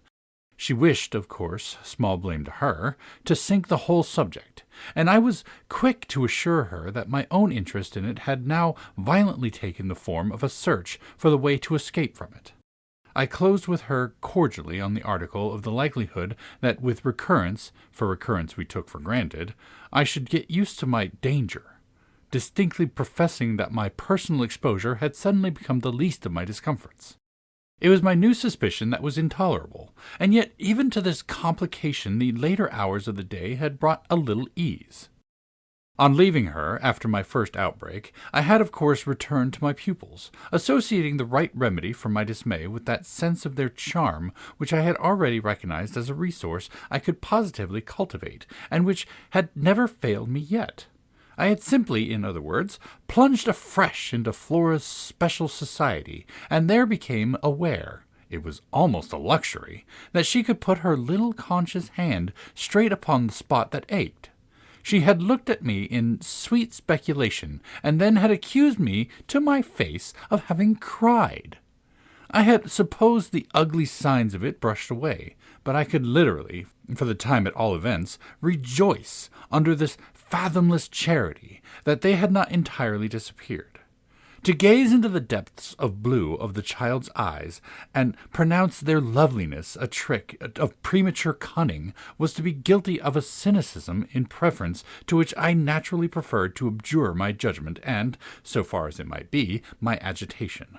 I couldn't abjure for merely wanting to, but I could repeat to Mrs. Gross, as I did there over and over in the small hours, that with our small friends' voices in the air, Their pressure on one's heart, and their fragrant faces against one's cheek. Everything fell to the ground but their incapacity and their beauty. It was a pity that, somehow, to settle this once and for all, I had equally to re-enumerate the signs of subtlety that, in the afternoon, by the lake, had made a miracle of my show of self-possession. It was a pity to be obliged to reinvestigate the certitude of the moment itself, and repeat how it had come to me as a revelation that the inconceivable communion I then surprised must have been for both parties a matter of habit. It was a pity I should have had to quaver out again the reasons for my not having, in my delusion, so much as questioned that the little girl saw our visitant even as I actually saw Mrs. Gross herself, and that she wanted, by just so much as she did thus see, to make me suppose she didn't. And at the same time, without showing anything, arrive at a guess as to whether I myself did. It was a pity I needed to recapitulate the portentous little activities by which she sought to divert my attention, the perceptible increase of movement, the greater intensity of play, the singing, the gabbling of nonsense, and the invitation to romp. Yet if I had not indulged, to prove there was nothing in it, in this review, I should have missed the 2 or 3 dim elements of comfort that still remained to me. I shouldn't, for instance, have been able to asseverate to my friend that I was certain, which was so much to the good, that I, at least, had not betrayed myself. I shouldn't have been prompted, by stress of need, by desperation of mind, I scarce know what to call it, to invoke such further aid to intelligence as might spring from pushing my colleague fairly to the wall. She had told me, bit by bit, under pressure, a great deal. But a small shifty spot on the wrong side of it all still sometimes brushed my brow like a wing of a bat, and I remember how on this occasion, for the sleeping house and the concentration alike of our danger and our watch seemed to help, I felt the importance of giving the last jerk to the curtain. "I don't believe anything so horrible," I recollect saying. "No, let us put it definitely, my dear, that I don't. But if I did, there's a thing I should require now. Just without sparing you the least bit more, not a scrap, come, to get out of you. What was it you had in mind when, in our distress, before Miles came back, over the letter from his school, you said, under my insistence, that you didn't pretend for him he hadn't literally ever been bad? And he has not truly ever, in these weeks that I myself have lived with him and so closely watched him, he has been an imperturbable little prodigy of delightful, lovable goodness. Therefore, you might perfectly have made the claim for him if you had not, as it happened, seen an exception to take. What was your exception, and to what passage in your personal observation of him did you refer?" It was a straight question enough, but levity was not our note, and in any case I had, before the great dawn admonished us to separate, got my answer. What my friend had in mind proved immensely to the purpose. It was neither more nor less than the particular fact that, for a period of several months, Quint and the boy had been perpetually together. It was indeed the very appropriate item of evidence of her having ventured to criticize the propriety, to hint at the incongruity of so close an alliance, and even to go so far on the subject as a frank overture to Miss Jessel would take her. Miss Jessel had, with a very high manner about it, requested her to mind her business, and the good woman had on this directly approached little Miles. What she had said to him, since I pressed, was that she liked to see young gentlemen not forget their station. I pressed again, of course, the closer for that. "You reminded him that Quint was only a base menial?" "As you might say. And it was his answer, for one thing, that was bad." "And for another thing?" I waited. "He repeated your words to Quint?" "No, not that. It's just that it's just what he wouldn't." She could still impress on me. "I was sure, at any rate," she added, "that he didn't, but he denied certain occasions." "What occasions?" "When they had been about together, quite as if Quint were his tutor, and a very grand one, and Miss Jessel only for the little lady. When he had gone off with the fellow, and spent hours with him." "He then prevaricated about it. He said he hadn't?" Her assent was clear enough to cause me to add in a moment, "I see. He lied." "Oh," Miss Gross mumbled. This was a suggestion that it didn't matter, which indeed she backed up by a further remark. "You see, after all, Miss Jessel didn't mind. She didn't forbid him." I considered. "Did he put that to you as a justification?" At this she dropped again. "No, he never spoke of it." "Never mentioned her in connection with Quint?" She saw, visibly flushing, where I was coming out. "Well, he didn't show anything. He denied," she repeated. "He denied." Lord, how I pressed her now. "So that you could see he knew what was between the two wretches." I don't know," the poor woman wailed. "You do know, my dear thing," I replied.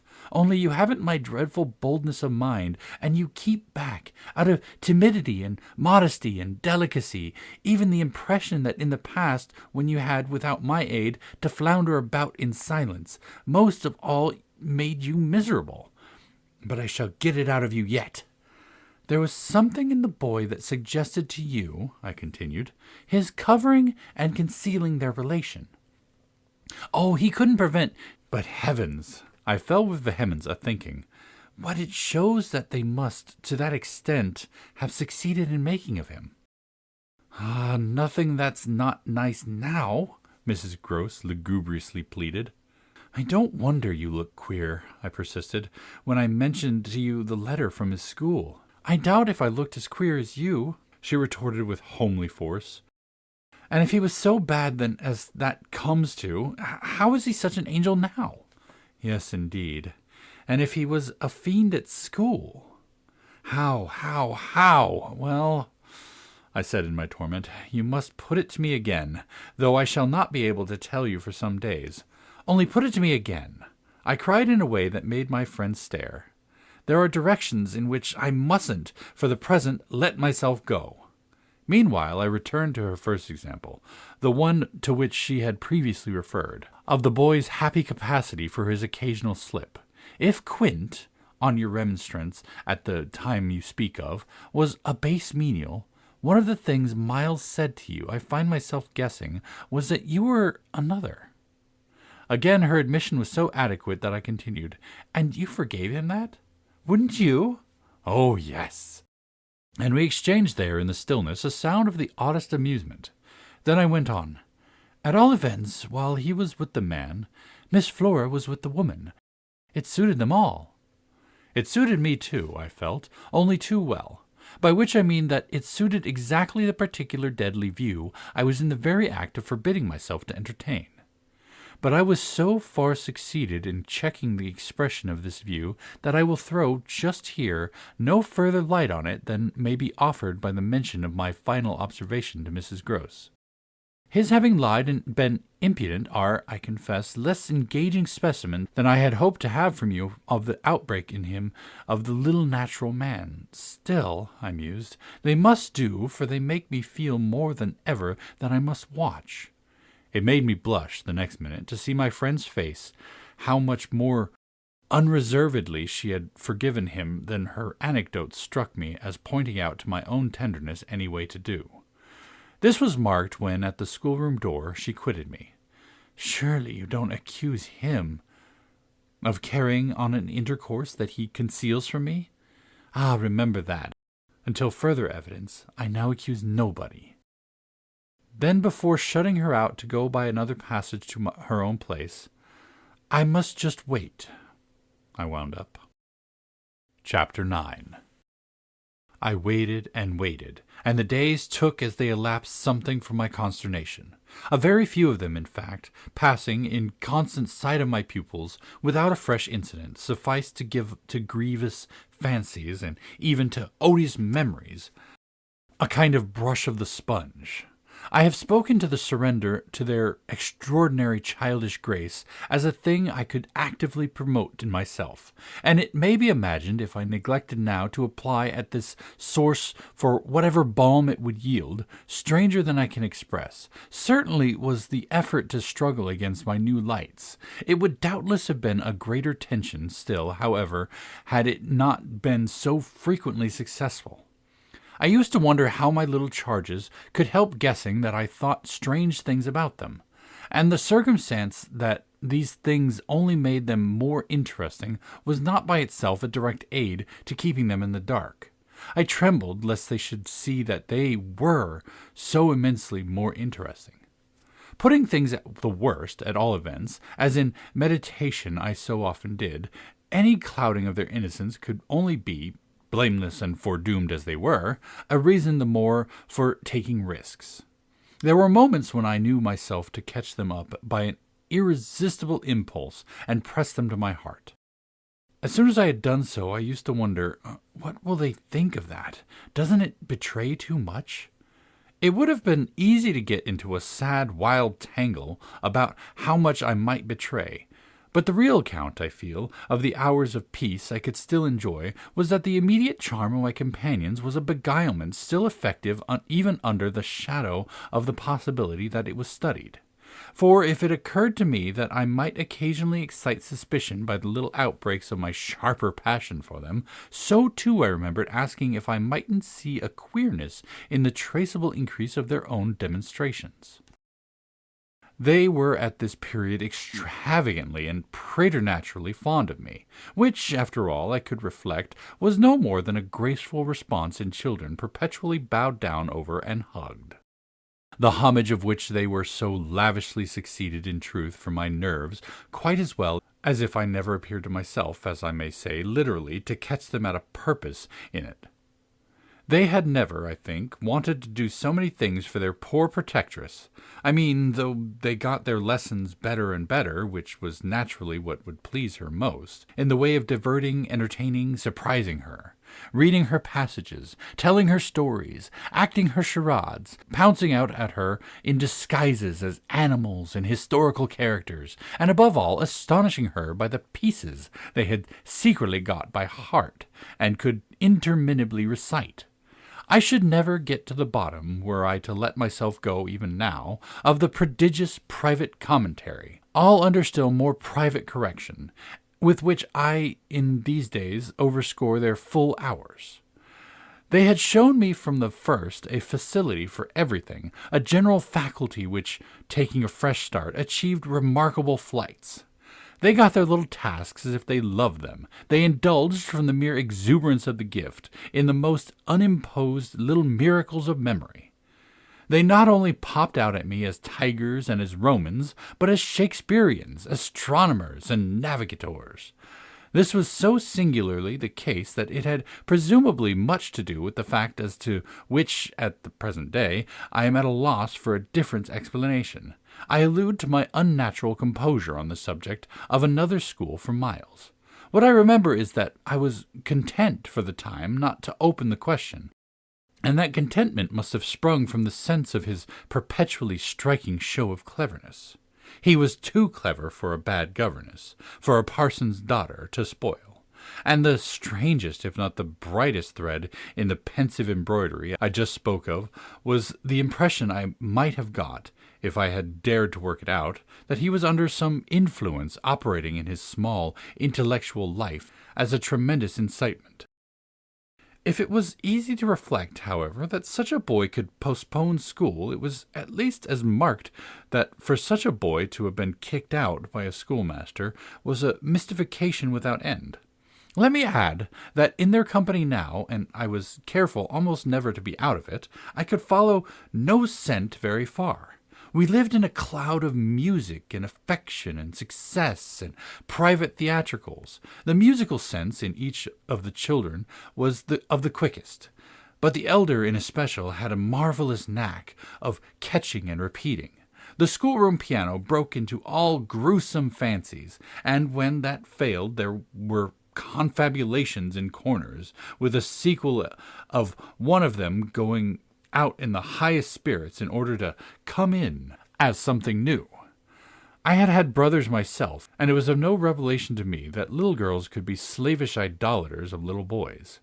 What surpassed everything was that there was a little boy in the world who could have, for the inferior age, sex and intelligence so fine a consideration. They were extraordinarily at one, and to say that they never either quarreled or complained is to make the note of praise coarse for their quality of sweetness. Sometimes, perhaps, indeed, when I dropped into coarseness, I came across traces of little understandings between them by which one of them should keep me occupied while the other slipped away. There is a naif side, I suppose, in all diplomacy, but if my pupils practised upon me it was surely with that minimum of grossness. It was all in the other quarter that, after a lull, the grossness broke out. I find that I really hang back, but I must take my horrid plunge. In going on with the record of what was hideous at Bly, I not only challenged the most liberal faith, for which I little care, but, and this is another matter, I renew that I myself suffered. I again pushed my dreadful way through it to the end. There came suddenly an hour after which, as I look back, the business seems to me to have been all pure suffering. But I have at least reached the heart of it, and the straightest road out is doubtless to advance.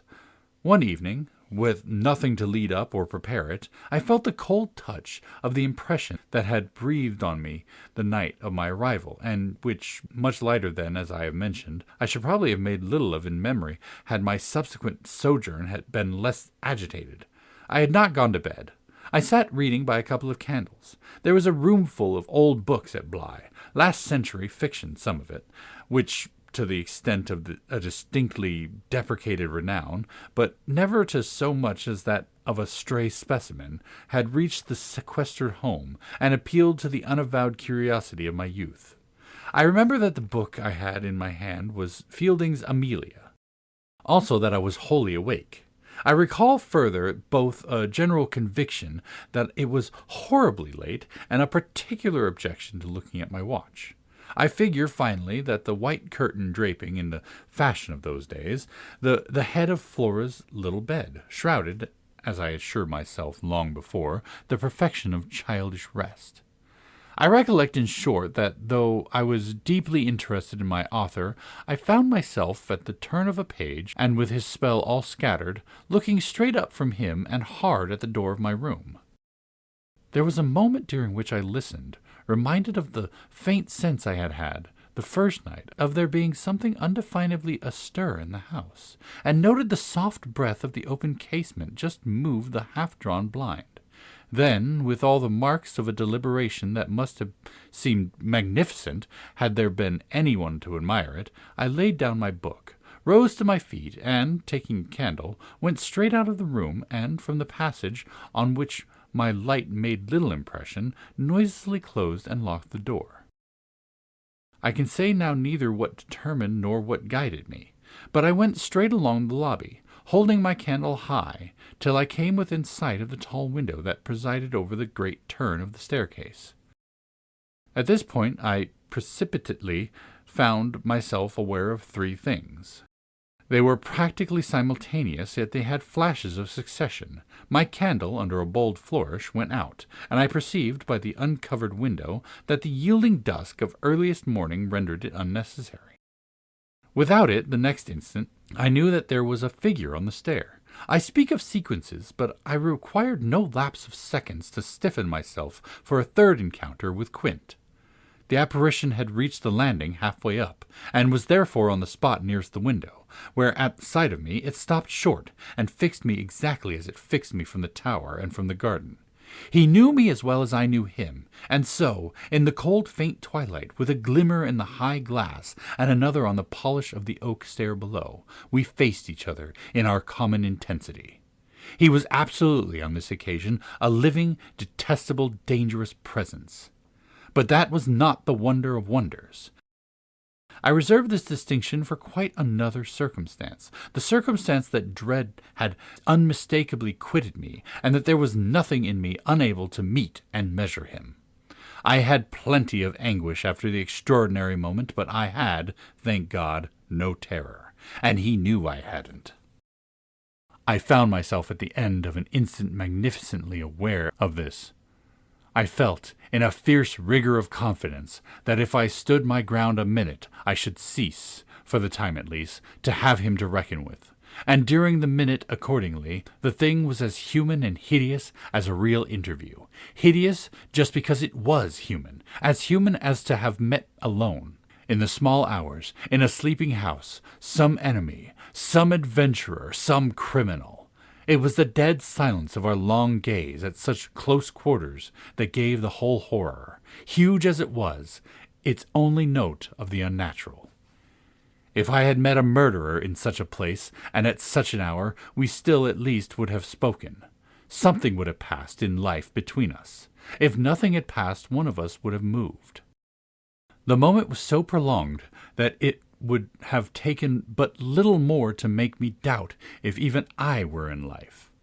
I can't express what followed it, save by saying that the silence itself, which was indeed in a manner an attestation of my strength, became the element into which I saw the figure disappear, in which I definitely saw it turn, as I might have seen the low wretch to which it had once belonged turn on receipt of an order, and pass, with my eyes on the villainous back that no hunch could have more disfigured, straight down the staircase and into the darkness in which the next bend was lost.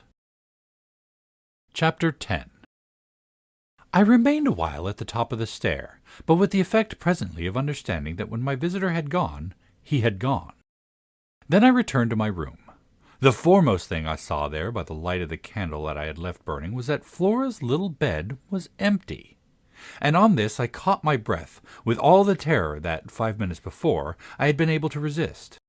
I dashed at the place in which I had left her lying, and over which, for the small silk counterpane and the sheets were disarranged, the white curtains had been deceivingly pulled forward. Then my step, to my unutterable relief, produced an answering sound. I noticed an agitation on the window blind, and the child, ducking down, emerged rosily from the other side of it. She stood there in so much of her candor and so little of her nightgown, with her pink bare feet and the golden glow of her curls. She looked intensely grave, and I had never had such a sense of losing an advantage acquired, the thrill of which had just been so prodigious, as on my consciousness that she addressed me with a reproach. "You naughty! Where have you been?"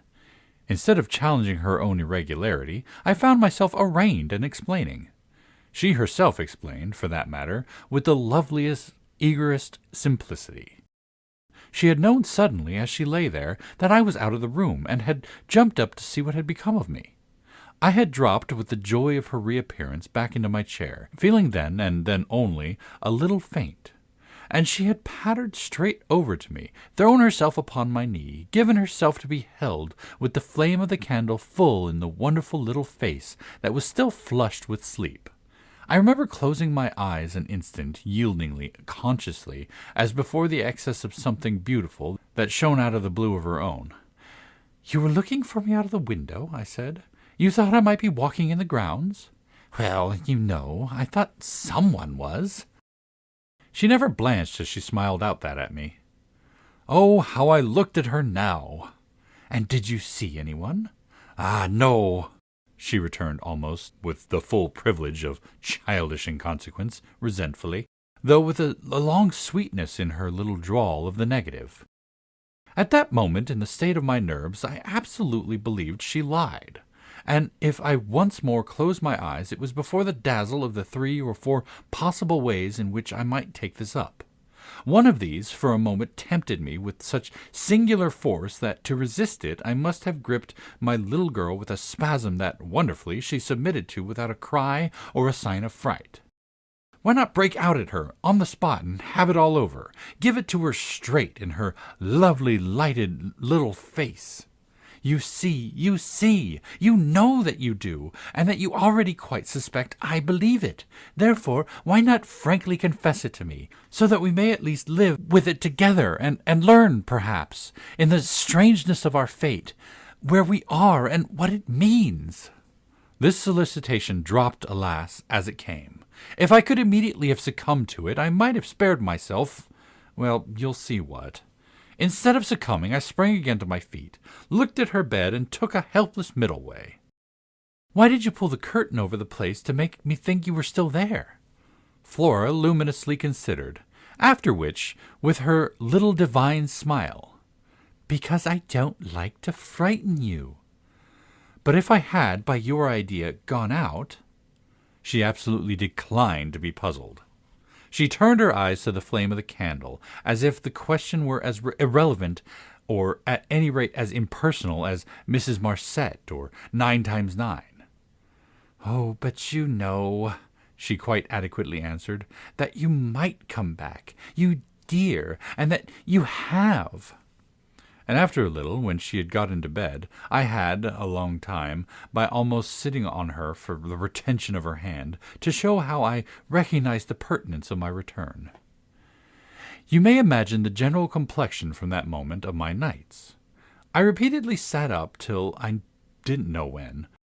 I selected moments when my roommate unmistakably slept, and, stealing out, took noiseless turns in the passage. I even pushed as far as to where I had last met Quint, but I never met him there again, and I may as well say at once that I on no other occasion saw him in the house. I just missed on the staircase, nevertheless, a different adventure.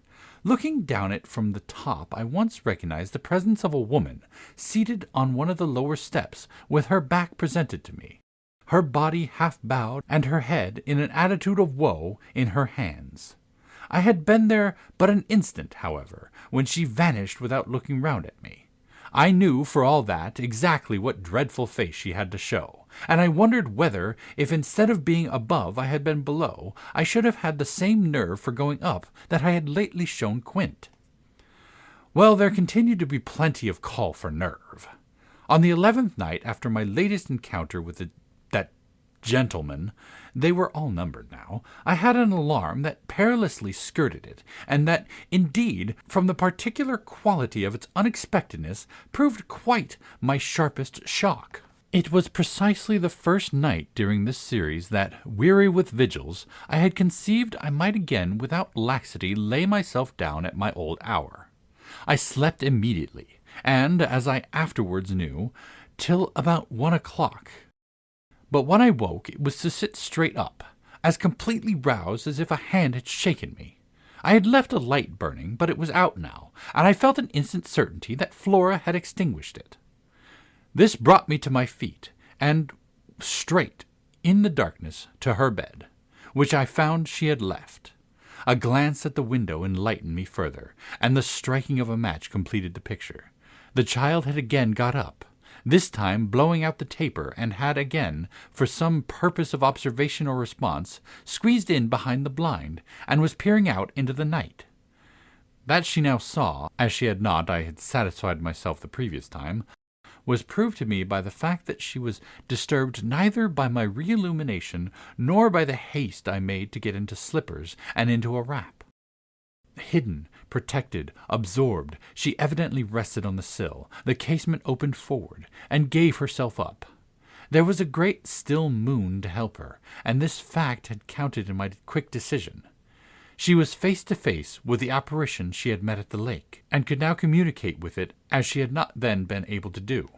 What I, on my side, had to care for was, without disturbing her, to reach, from the corridor, some other window, turned to the same quarter. I got to the door without her hearing me.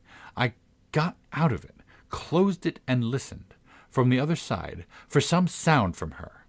While I stood in the passage, I had my eyes on her brother's door, which was but 10 steps off, and which, indescribably, produced in me a renewal of the strange impulse that I lately spoke of as my temptation. What if I should go straight in and march to his window? What if, by risking to his boyish bewilderment a revelation of my motive, I should throw across the rest of the mystery the long halter of my boldness? This thought held me sufficiently to make me cross to his threshold and pause again. I preternaturally listened. I figured to myself what might portentously be. I wondered if his bed were also empty, and he also secretly at watch. It was a deep, soundless minute, at the end of which my impulse failed. He was quiet. He might be innocent. The risk was hideous. I turned away. There was a figure in the grounds, a figure prowling for a sight, the visitor with whom Flora was engaged. But it wasn't the visitor most concerned with my boy. I hesitated afresh, but on other grounds, and only a few seconds. Then I had made my choice. There were empty rooms enough at Bly, and it was only a question of choosing the right one. The right one suddenly presented itself to me as the lower one, though high above the gardens, in the solid corner of the house that I have spoken of as the old tower. This was a large square chamber arranged with some state as a bedroom, the extravagant size of which made it so inconvenient that it had not for years, though kept by Mrs. Gross in an exemplary order, been occupied. I had often admired it, and I knew my way about in it. I had only, after just faltering at the first chill gloom of its disuse, to pass across it and unbolt in all quietness one of the shutters. Achieving this transit, I uncovered the glass without a sound, and, applying my face to the pane, was able, the darkness without being much less than within, to see that I commanded the right direction. Then I saw something more. The moon had made the night extraordinarily penetrable, and showed me on the lawn a person, diminished by distance, who stood there motionless, as if fascinated, looking up to where I had appeared, looking, that is, not so much straight at me, as at something that was apparently above me. There was clearly another person above me. There was a person on the tower, but the presence on the lawn was not in the least what I had conceived and had confidently hurried to meet. The presence on the lawn, I felt sick as I made it out, was poor little Miles himself. Chapter 11. It was not till late next day that I spoke to Mrs. Gross. The rigor with which I kept my pupils in sight making it often difficult to meet her privately, the more as we each felt the importance of not provoking, on the part of the servants quite as much as on that of the children, any suspicion of a secret flurry or of a discussion of mysteries. I drew a great security in this particular from her mere smooth aspect. There was nothing in her fresh face to pass on to others the least of my horrible confidences. She believed me, I was sure, absolutely. If she hadn't, I don't know what would have become of me, for I couldn't have borne the strain alone. But she was a magnificent monument to the blessing of a want of imagination, and if she could see in our little charges nothing but their beauty and amiability, their happiness and cleverness, she had no direct communication with the sources of my trouble. If they had been at all visibly blighted or battered, she would doubtless have grown, on tracing it all back, haggard enough to match them. As matters stood, however, I could feel her, when she surveyed them with her large white arms folded and the habit of serenity in all her look, thank the Lord's mercy that if they were ruined the pieces would still serve. Flights of fancy gave place in her mind to a steady fireside glow, and I had already begun to perceive how, with the development of the conviction that, as the time went on without a public accident, our young things could, after all, look out for themselves, she addressed her greatest solicitude to the sad case presented by their deputy guardian. That, for myself, was a sound simplification. I could engage that, to the world, my face should tell no tales, but it would have been, in the conditions, an immense added worry to find myself anxious about hers. At the hour I now speak of, she had joined me, under pressure, on the terrace, where, with the lapse of the season, the afternoon sun was now agreeable, and we sat there together, while before us, at a distance, yet within call if we wished, the children strolled to and fro in one of their most manageable moods. They moved slowly in unison below us, over the lawn, the boy, as they went, reading aloud from a story-book, and passing his arm round his sister to keep her quite in touch. Mrs. Gross watched them with positive placidity. Then I caught the suppressed intellectual creak with which she conscientiously turned to take from me a view of the back of the tapestry. I had made her a receptacle of lurid things. But there was an odd recognition of my superiority, my accomplishments and my function, in her patience under my pain. She offered her mind to my disclosures as, had I wished to mix a witch's broth and proposed it with assurance, she would have held out a large, clean saucepan. This had become thoroughly her attitude by the time that, in my recital of the events of the night, I reached the point of what Miles had said to me when, after seeing him at such a monstrous hour, almost on the very spot where he happened to be now, I had gone down to bring him in, choosing then at the window with a concentrated need of not alarming the house, rather that method than any noisier process. I had left her meanwhile in little doubt of my small hope of representing with success even to her actual sympathy my sense of the real splendor of the little inspiration with which, after I had got him into the house, the boy met my final articulate challenge. As soon as I appeared in the moonlight on the terrace, he had come to me as straight as possible, on which I had taken his hand without a word, and led him through the dark spaces, up the staircase where Quint had so hungrily hovered for him, along the lobby where I had listened and trembled, and so to his forsaken room. Not a sound on the way had passed between us, and I had wondered, oh, how I had wondered, if he were groping about in his dreadful little mind for something plausible and not too grotesque.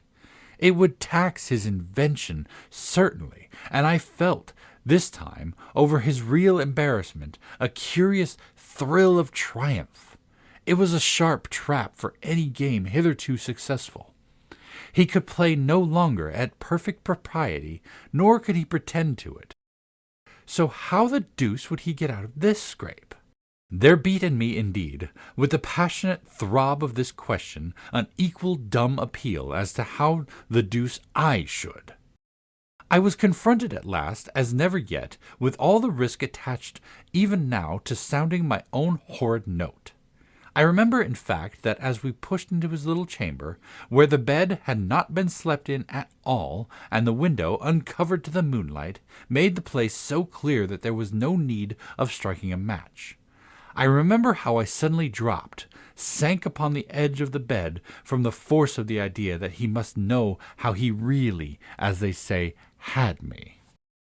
He could do what he liked, with all his cleverness to help him, so long as I should continue to defer to the old tradition of the criminality of those caretakers of the young who ministered on superstitions and fears. He had me indeed, and in a cleft stick. For who would ever absolve me? Who would consent that I should go unhung, if, by the faintest tremor of an overture, I were the first to introduce into our perfect intercourse an element so dire? No, no. It was useless to attempt to convey to Mrs. Gross, just as it was scarcely less so to attempt to suggest here, how, during our short, stiff brush there in the dark, he fairly shook me with admiration. I was of course thoroughly kind and merciful. Never, never yet had I placed on his small shoulders hands of such tenderness as those with which, while I rested against the bed, I held him there, well under fire. I had no alternative but, in form at least, to put it to him. You must tell me now, and all the truth. What did you go out for? What were you doing there? I can still see his wonderful smile, the whites of his beautiful eyes and the uncovering of his clear teeth shine to me in the dusk. If I tell you why, will you understand? My heart at this leapt into my mouth. Would he tell me why? I found no sound on my lips to press it, and I was aware of answering only with a vague, repeated, grimacing nod. He was gentleness itself, and while I wagged my head at him, he stood there, more than ever a little fairy prince. It was his brightness indeed that gave me a respite. Would it be so great if he were really going to tell me? Well, he said at last, just exactly in order that you should do this. Do what? Think me, for a change, bad. I shall never forget the sweetness and gaiety with which he brought out the word, nor how, on top of it, he bent forward and kissed me. It was practically the end of everything. I met his kiss, and I had to make, while I folded him for a minute in my arms, the most stupendous effort not to cry. He had given exactly the account of himself that permitted least my going behind it, and it was only with the effect of confirming my acceptance of it that, as I presently glanced about the room, I could say, "Then you didn't undress at all?" He fairly glittered in the room. "Not at all. I sat up and read." "And when did you go down?" "At midnight. When I'm bad, I am bad." I see. It's charming, but how could you be sure I should know?" "Oh, I arranged that with Flora." His answers rang out with a readiness. "She was to get up and look out." "Which is what she did do. It was I who fell into the trap." "So she disturbed you, and, to see what she was looking at, you also looked. You saw." "While you," I concurred, "caught your death in the night air." He literally bloomed so from this exploit that he could afford radiantly to assent. "How, otherwise, should I have been bad enough?" he asked. Then, after another embrace, the incident of our interview closed on my recognition of all the reserves of goodness that, for his joke, he had been able to draw upon. Chapter 12. The particular impression I had received proved in the morning light, I repeat, not quite successfully presentable to Mrs. Grose, though I reinforced it with the mention of still another remark that he had made before we separated. "It all lies in 6 words," I said to her, "words that really settle the matter. 'Think, you know, what I might do.' He threw that off to show me how good he is. He knows down to the ground what he might do. That's what he gave them a taste of at school." "Lord, you do change!" cried my friend. "I don't change. I simply make it out. The four, depend upon it, perpetually meet. If on either of these last nights you had been with either child, you'd clearly have understood. The more I've watched and waited, the more I've felt that if there were nothing else to make it sure, it would be made so by the systematic silence of each. Never, by a slip of the tongue, have they so much as alluded to either of their old friends, any more than Miles has alluded to his expulsion. Oh, yes, we may sit here and look at them, and they may show off to us to their fill, but even while they pretend to be lost in their fairy tale, they're steeped in their vision of the dead restored to them. He's not reading to her," I declared. "They're talking of them. They're talking of horrors. I go on, I know, as if I were crazy, and it's a wonder I'm not. What I've seen should have made you so. But it has only made me more lucid, made me get hold of still other things." My lucidity must have seemed awful, but the charming creatures who were victim of it, passing and repassing in their interlocked sweetness, gave my colleague something to hold on by, and I felt how tight she held as, without stirring in the breath of my passion, she covered them still with her eyes. "Of what other things have you got hold?" "Why, of the very things that have delighted, fascinated, and yet, at bottom, as I now so strangely see, mystified and troubled me. They're more than earthly beauty, they're absolute unnatural goodness. It's a game," I went on. "It's a policy and a fraud." "On the part of the little darlings, as yet mere lovely babies?" "Yes, mad as that seems. The very act of bringing it out really helped me to trace it, follow it all up, and piece it all together. They haven't been good. They've only been absent. It has been easy to live with them because they're simply leading a life of their own. They're not mine, they're not yours, they're not ours, they're his and they're hers. Quince and that woman's, Quince and that woman's. They want to get to them." Oh, how at this poor Mrs. Grose appeared to study them. "But for what?" "For the love of all the evil that, in these dreadful days, the pair put into them, and to ply them with that evil still, to keep up the work of demons, is what brings the others back." "Laws!" said my friend under her breath. The exclamation was homely, but it revealed a real acceptance of my further proof of what, in the bad time, for there had been a worse even than this, must have occurred. There could have been no such justification for me as to plain assent of her experience to whatever depth of depravity I found credible in our embrace of scoundrels. It was in obvious submission of memory that she brought out after a moment. "They were rascals, but what can they do now?" she pursued. "Do?" I echoed, so loud that Miles and Flora, as they passed at their distance, paused an instant in their walk and looked at us. "Don't they do enough?" I demanded in a lower tone, while the children, having smiled and nodded and kissed hands to us, resumed their exhibition. We were held by it a minute. Then I answered, "They can destroy them." At this my companion did turn, but the appeal she launched was a silent one, the effect of which was to make me more explicit. "They don't know as yet quite how, but they're trying hard. They're seen only across, as it were, and beyond, in strange places and on high places, the top of towers, the roof of houses, the outside of windows, the further edge of pools, but there's a deep design on either side to shorten the distance and overcome the obstacle, so the success of the tempters is only a question of time. They've only to keep to their suggestions of danger, for the children to come, and perish in the attempt." Mrs. Gross slowly got up, and I scrupulously added, "Unless, of course, we can prevent." Standing there before me while I kept my seat, she visibly turned things over. "Their uncle must do the preventing. He must take them away." "And who's to make him?" She had been scanning the distance, but she now dropped on me a foolish face. "You, miss." "By writing to him that his house is poisoned and his little nephew and niece mad? But if they are, miss—" "And if I am myself, you mean? That's charming news to be sent him by a person enjoying his confidence, and whose prime undertaking was to give him no worry."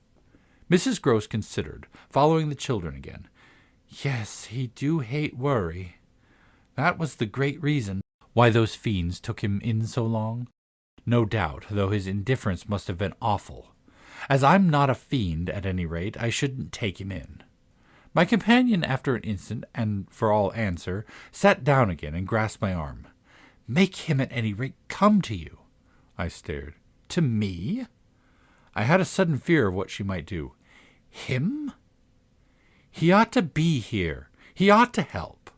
I quickly rose, and I think I must have shown her a queerer face than ever yet. "You see me asking him for a visit?" No, with her eyes on my face, she evidently couldn't. Instead of it even, as a woman reads another, she could see what I myself saw, his derision, his amusement, his contempt for the breakdown of my resignation at being left alone and for the fine machinery I had set in motion to attract his attention to my slighted charms. She didn't know, no one knew, how proud I had been to serve him and to stick to our terms, but she none the less took the measure, I think, of the warning I now gave her. "If you should so lose your head as to appeal to him for me," she was really frightened. "Yes, miss, I would leave, on the spot, both him and you." Chapter 13. It was all very well to join them, but speaking to them proved quite as much as ever an effort beyond my strength, offered in close quarters difficulties as insurmountable as before. This situation continued a month, and with new aggravations and particular notes, the note above all, sharper and sharper, of the small ironic consciousness on the part of my pupils. It was not, I am as sure today as I was sure then, my mere infernal imagination. It was absolutely traceable that they were aware of my predicament, and that this strange relation made, in a manner, for a long time, the air in which we moved. I don't mean that they had their tongues in their cheeks or did anything vulgar, for that was not one of their dangers. I do mean, on the other hand, that the element of the unnamed and untouched became, between us, greater than any other, and that so much avoidance couldn't have been made successful without a great deal of tacit arrangement. It was as if, at moments, we were perpetually coming into sight of subjects before which we must stop short, turning suddenly out of alleys that we perceived to be blind, closing with a little bang that made us look at each other. For, like all bangs, it was something louder than we had intended. The doors we had indiscreetly opened. All roads lead to Rome, and there were times when it might have struck us that almost every branch of study or subject of conversation skirted forbidden ground. Forbidden ground was the question of the return of the dead in general, and of whatever, in especial, might survive for memory of the friends little children had lost. There were days when I could have sworn that one of them had, with a small invisible nudge, said to the other, "She thinks she'll do it this time, but she won't." To do it would have been to indulge, for instance, and for once in a way, in some direct reference to the lady who had prepared them for my discipline. They had a delightful endless appetite for passages in my own history to which I had again and again treated them. They were in possession of everything that had ever happened to me, had, with every circumstance, the story of my smallest adventures, and of those of my brothers and sisters, and of the cat and the dog at home, as well as many particulars of the whimsical bent of my father, of the furniture and arrangement of our house, and of the conversation of the old women in our village. There were things enough, taking one with another, to chatter about, if one went very fast and knew by instinct when to go round. They pulled with an art of their own the strings of my invention and my memory, and nothing else, perhaps, when I thought of such occasions afterwards, gave me so the suspicion of being watched from under cover. It was in any case over my life, my past, and my friends alone that we could take anything like our ease. A state of affairs that led them sometimes without the least pertinence to break out into social reminders. I was invited, with no visible connection, to repeat afresh Goody Gosling's celebrated mole, or to confirm the details already supplied as to the cleverness of the vicarage pony. It was partly at such junctures as these, and partly at quite different ones, that, with the turn my matters had now taken, my predicament, as I have called it, grew most sensible. The fact that the days passed for me without another encounter ought, it would have appeared, to have done something towards soothing my nerves.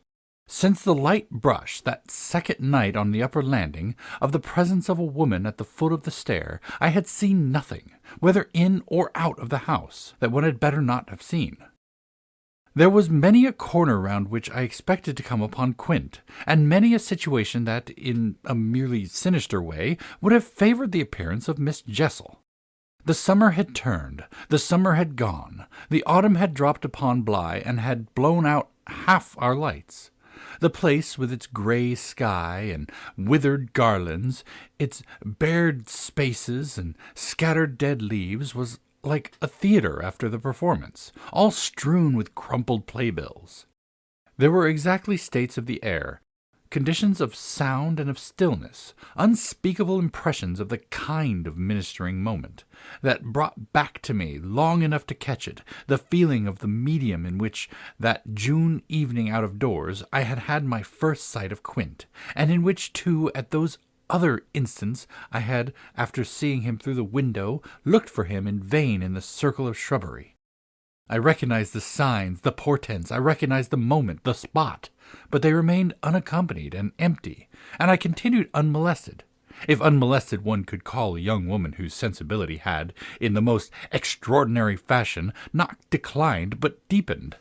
I had said in my talk with Mrs. Gross on that horrid scene of Flora's by the lake, and had perplexed her by so saying, that it would from that moment distress me much more to lose my power than to keep it.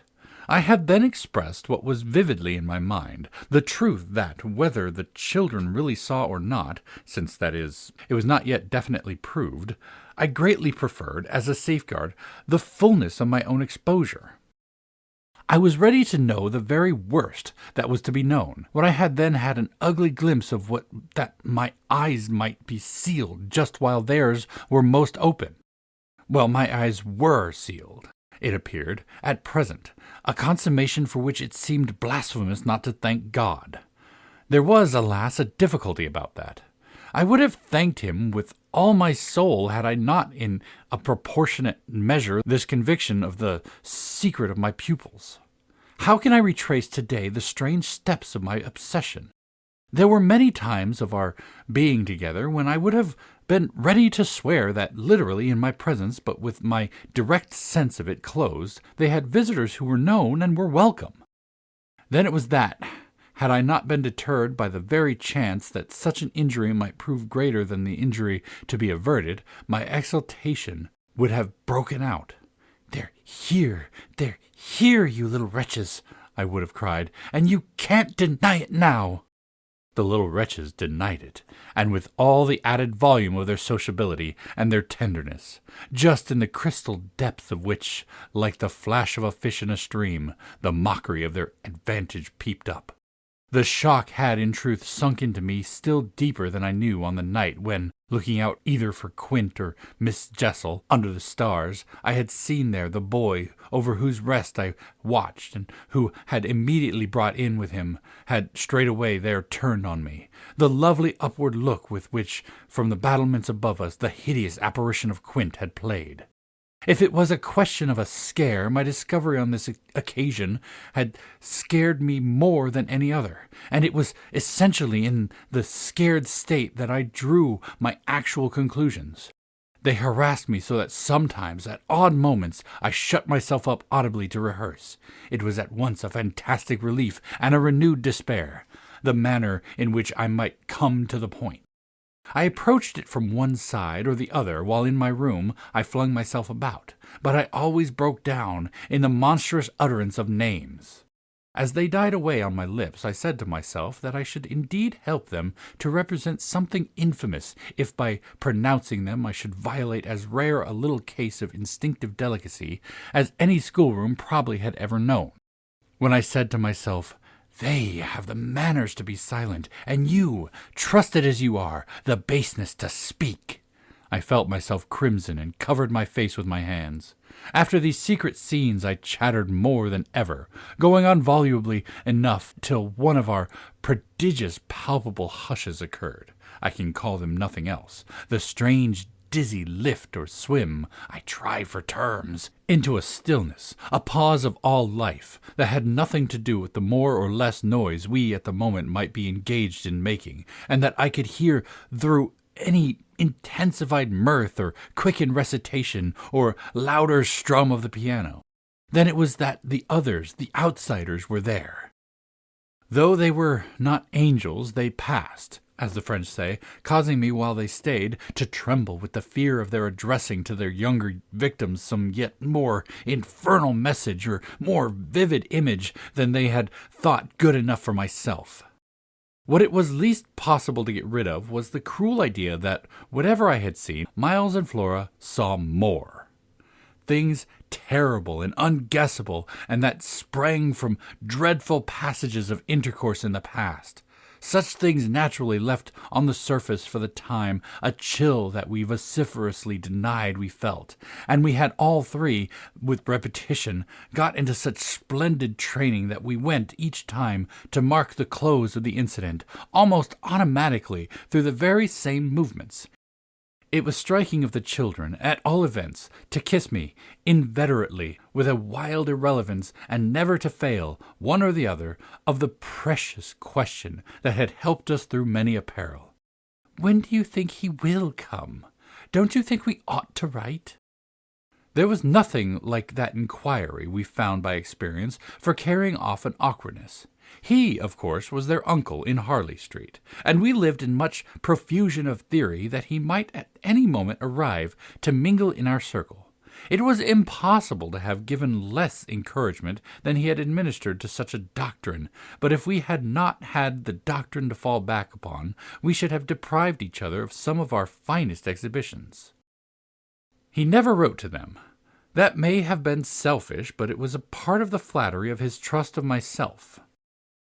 For the way in which a man pays his highest tribute to a woman is apt to be by the more festal celebration of one of the sacred laws of his comfort. So I held that I carried out the spirit of the pledge, given not to appeal to him, when I let our young friends understand that their own letters were but charming literary exercises. They were too beautiful to be posted. I kept them myself. I have them all to this hour. This was a rule indeed which only added to the satiric effect of my being plied with the supposition that he might at any moment be among us. It was exactly as if our young friends knew how almost more awkward than anything else that might be for me. There appears to me, moreover, as I look back, no note in all this more extraordinary than the mere fact that, in spite of my tension and of their triumph, I never lost patience with them. Adorable they must in truth have been, I feel now, since I didn't in these days hate them. Would exasperation, however, if relief had longer been postponed, finally have betrayed me? It little matters, for relief arrived. I call it relief, though it was only the relief that a snap brings to a strain, or the burst of a thunderstorm to a day of suffocation. It was at least change, and it came with a rush. Chapter 14. Walking to church a certain Sunday morning, I had little Miles at my side, and his sister in advance of us, and at Mrs. Groce's well in sight. It was a crisp, clear day, the first of its order for some time. The night had brought a touch of frost in the autumn air. Bright and sharp, made the church bells almost gay. It was an odd accident of thought that I should have happened at such a moment to be particularly and very gratefully struck with the obedience of my little charges. Why did they never resent my inexorable, my perpetual society?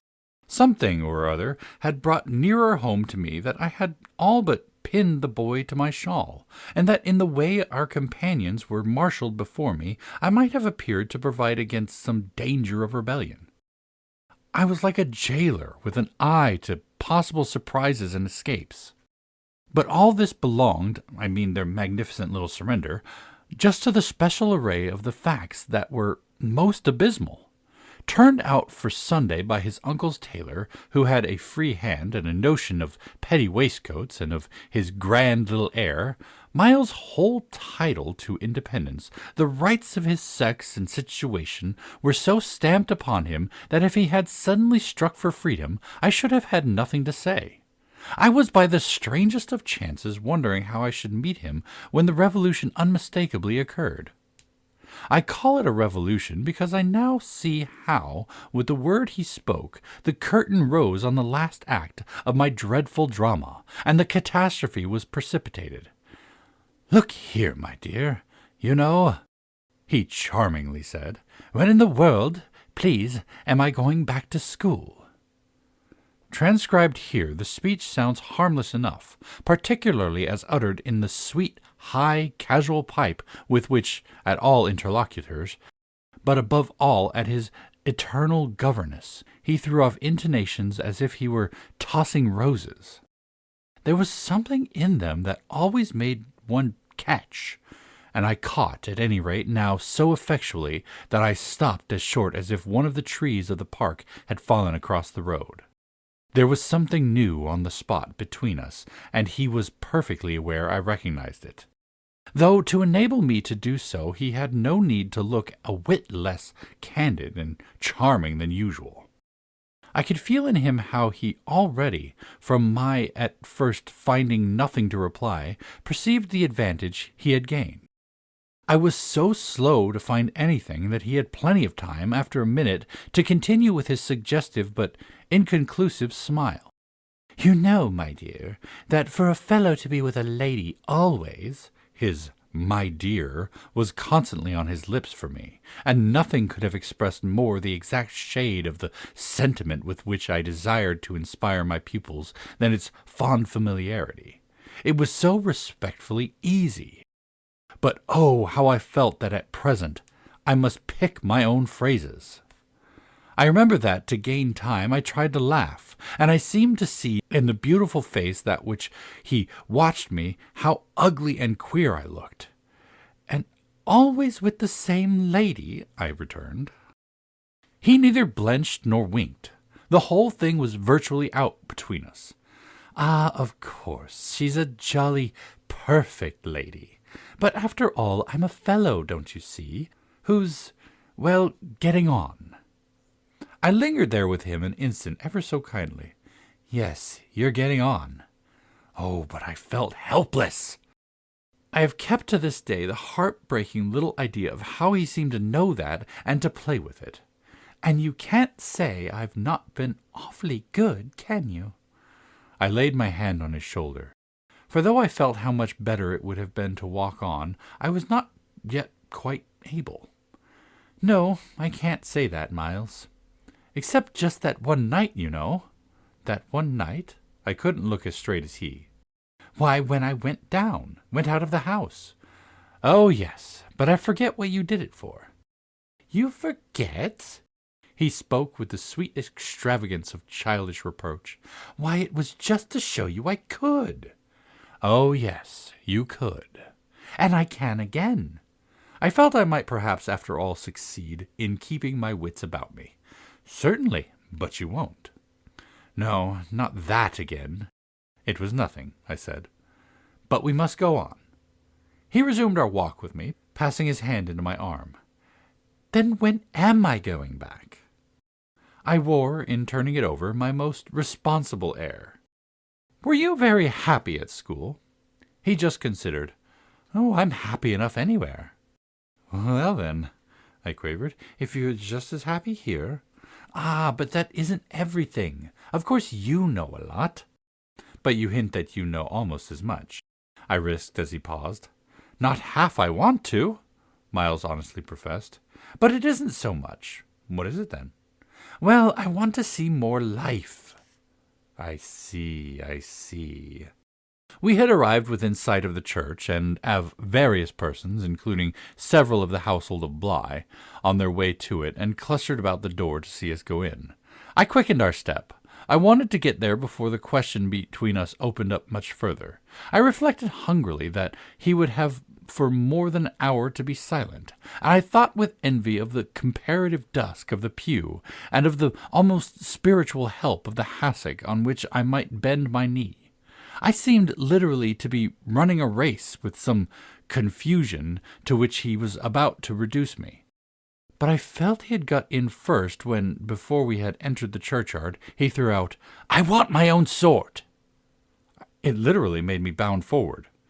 "There aren't many of your own sort, Miles," I laughed, "unless perhaps dear little Flora. You really compare me to a baby girl?" This found me singularly weak. "Don't you then love our sweet little Flora?" "If I didn't, and you too, if I didn't," he repeated as if retreating for a jump, yet leaving his thoughts so unfinished that after we had come into the gate another stop, which he imposed on me by the pressure of his arm, had become inevitable. Mrs. Grose and Flora had passed into the church. The other worshippers had followed, and we were, for the minute, alone among the old thick graves. We had paused on the path from the gate, by a low, oblong table-like tomb. "Yes, if you didn't?" He looked, while I waited, about at the graves. "Well, you know what!" But he didn't move, and he presently produced something that made me drop straight down on the stone slab, as if suddenly to rest. "Does my uncle think what you think?" I markedly rested. "How do you know what I think?" "Ah, well, of course I don't, for it strikes me you never tell me. But I mean, does he know?" "Know what, Miles?" "Why, the way I'm going on." I recognized quickly enough that I could make to this inquiry no answer that wouldn't involve something of a sacrifice of my employer. Yet it struck me that we were all, at Bly, sufficiently sacrificed to make that venial. "I don't think your uncle much cares." Miles, on this, stood looking at me. "Then don't you think he can be made to?" "In what way?" "Why, by his coming down." "But who'll get him to come down?" "I will," the boy said with extraordinary brightness and emphasis. "I will." He gave me another look, charged with that expression, and then marched off alone into the church. Chapter 15. The business was practically settled from the moment I never followed him. It was a pitiful surrender to agitation, but my being aware of this had somehow no power to restore me. I only sat there on my tomb and read into what our young friend had said to me, the fullness of its meaning. By the time I had grasped the whole of which I had also embraced, for absence, the pretext that I was ashamed to offer my pupils and the rest of the congregation such an example of delay.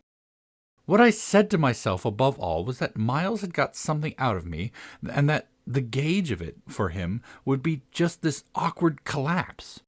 He had got out of me that there was something I was much afraid of, and that he should probably be able to make use of my fear to gain, for his own purpose, more freedom. My fear was that of having to deal with the intolerable question of the grounds of his dismissal from school, since that was really but the question of the horrors gathered behind. That his uncle should arrive to treat with me of these things was a solution that, strictly speaking, I ought now to have desired to bring on. But I couldn't so little face the ugliness of the pain of it that I simply procrastinated and lived from hand to mouth. The boy, to my deep discomposure, was immediately in the right, was in a position to say to me, "Either you clear up with my guardian the mystery of this interruption of my studies, or you cease to expect me to lead with you a life that's so unnatural for a boy." What was so unnatural for the particular boy I was concerned with was this sudden revelation of a consciousness and a plan. That was what really overcame me, what prevented me going in. I walked round the church, hesitating, hovering. I reflected that I had already, with him, hurt myself beyond repair. Therefore I could patch up nothing, and it was too extreme an effort to squeeze beside him into a pew. He would be so much more sure than ever to pass his arm into mine, and make me sit there for an hour in close mute contact with his commentary on our talk. For the first minute since his arrival I wanted to get away from him. As I paused beneath the high east window and listened to the sounds of worship, I was taken with an impulse that might master me, I felt, and completely, should I give it the least encouragement. I might easily put an end to my ordeal by getting away altogether. Here was my chance. There was no one to stop me. I could give the whole thing up, turn my back and bolt. It was only a question of hurrying again for a few preparations, to the house which the attendance at the church of so many of the servants would practically have left unoccupied. No one, in short, could blame me if I just drive desperately off. What was it to get away if I should get away only till dinner? That would be in a couple of hours, at the end of which, I had the acute prevision, my little pupils would play at innocent wonder about my non-appearance in their train. "What did you do, you naughty bad thing? Why in the world to worry us so, and to take our thoughts off too, don't you know? Did you desert us at the very door?" I couldn't meet such questions, nor, as they asked them, their false little lovely eyes. Yet it was all so exactly what I should have to meet that, as the prospect grew sharp to me, I at last let myself go. I got, so far as the immediate moment was concerned, away. I came straight out of the churchyard and, thinking hard, retraced my steps through the park. It seemed to me that by the time I reached the house, I had made up my mind to cynical flight. The Sunday stillness both of the approaches and of the interior, into which I met no one, fairly stirred me with a sense of opportunity. Were I to get off quickly this way, I should get off without a scene, without a word. My quickness would have to be remarkable, however, and the question of a conveyance was the great one to settle. Tormented in the hall with difficulties and obstacles, I remember sinking down at the foot of the staircase, suddenly collapsing there on the lowest step, and then, with a revulsion, recalling that it was exactly where, more than a month before, in the darkness of night, and just so bowed with evil things, I had seen the spectre of the most horrible woman. At this I was able to straighten myself. I went the rest of the way up.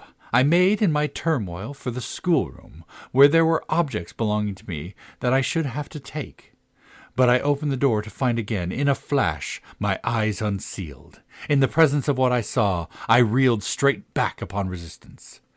Seated at my own table, in the clear noonday light, I saw a person whom, without my previous experience, I should have taken at the first blush for some housemaid who might have stayed at home to look after the place, and who, availing herself of rare relief from observation and of the schoolroom table and my pens, ink, and paper, had applied herself to the considerable effort of a letter to her sweetheart. There was an effort in the way that, while her arms rested on the table, her hands, with evident weariness, supported her head. But at the moment I took this in, I had already become aware that, in spite of my entrance, her attitude strangely persisted. Then it was, with the very act of its announcing itself, that her identity flared up in a change of posture. She rose, not as if she had heard me, but with an indescribable grand melancholy of indifference and detachment, and, within a dozen feet of me, stood there as my vile predecessor. Dishonored and tragic, she was all before me. But even as I fixed and, for memory, secured it, the awful image passed away. Dark as midnight, in her black dress, her haggard beauty, and her unutterable woe, she had looked at me long enough to appear to say that her right to sit at my table was as good as mine to sit at hers. While these instants lasted, indeed, I had the extraordinary chill of a feeling that it was I who was the intruder. It was a wild protest against it that, actually addressing her, "You terrible, miserable woman," I heard myself break into a sound that, by the open door, rang through the long passage and the empty house. She looked at me as if she heard me, but I had recovered myself and cleared the air. There was nothing in the room the next minute but the sunshine and the sense that I must stay. Chapter 16.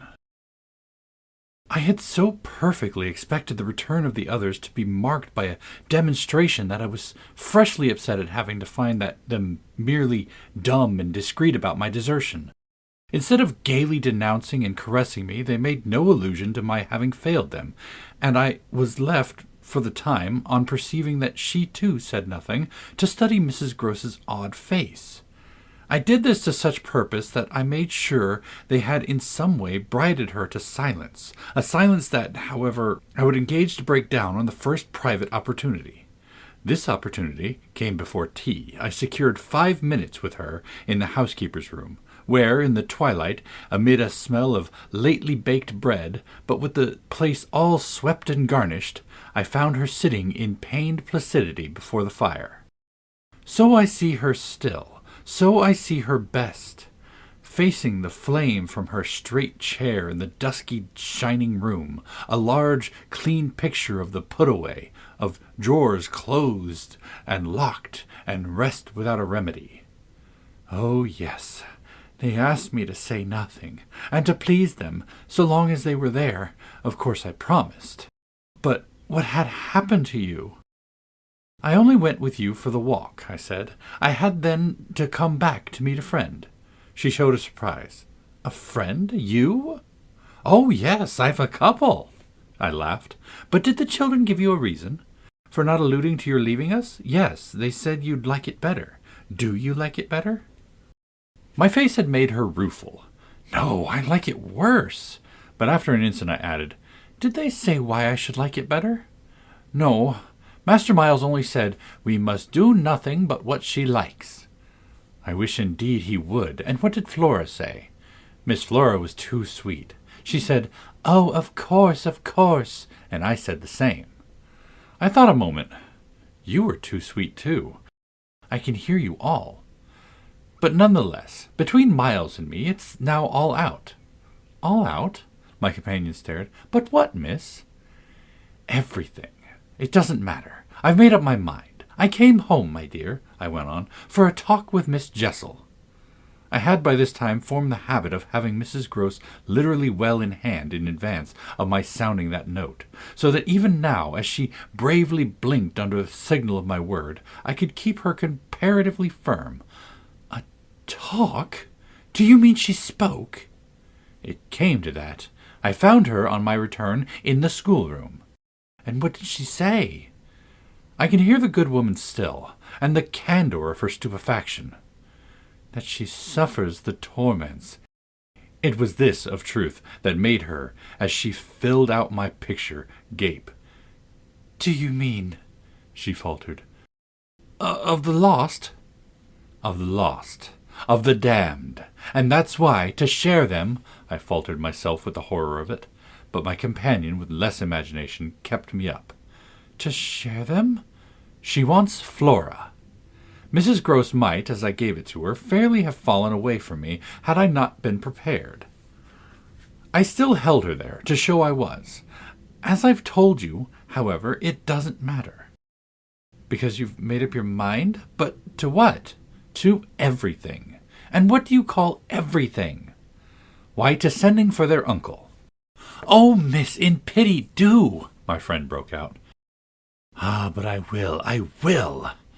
I see it's the only way. What's out with Miles is that if he thinks I'm afraid to, and has ideas of what he gains by that, he shall see he's mistaken. Yes, his uncle shall have it here from me on the spot, and before the boy himself if necessary. That if I'm to be reproached with having done nothing again about more school—" "Yes, miss," my companion pressed me. "Well, there's that awful reason." There were now clearly so many of these from my poor colleague that she was excusable for being vague. "But, which?" "Why, the letter from his old place." You'll show it to the master?" "I ought to have done so on the instant." "Oh, no," said Mrs. Gross with decision. "I'll put it before him," I went on inexorably, "that I can't undertake the question on behalf of a child who has been expelled." "For we've never in the least known what," Mrs. Gross declared. "For wickedness. For what else? When he's so clever and beautiful and perfect? Is he stupid? Is he untidy? Is he infirm? Is he ill-natured? He's exquisite, so it can be only that. And that would open up the whole thing. After all," I said, "it's their uncle's fault. If he left here such people, he didn't really in the least know them, that fault's mine." She had turned quite pale. "Well, you shan't suffer," I answered. "The children shan't," she emphatically returned. I was silent a while. We looked at each other. "Then what am I to tell him?" "You needn't tell him anything. I'll tell him." I measured this. "Do you mean you'll write?" Remembering she couldn't, I caught myself up. "How do you communicate?" "I tell the bailiff. He writes." "And should you like him to write our story?" My question had a sarcastic force that I had not fully intended, and it made her, after a moment, inconsequently break down.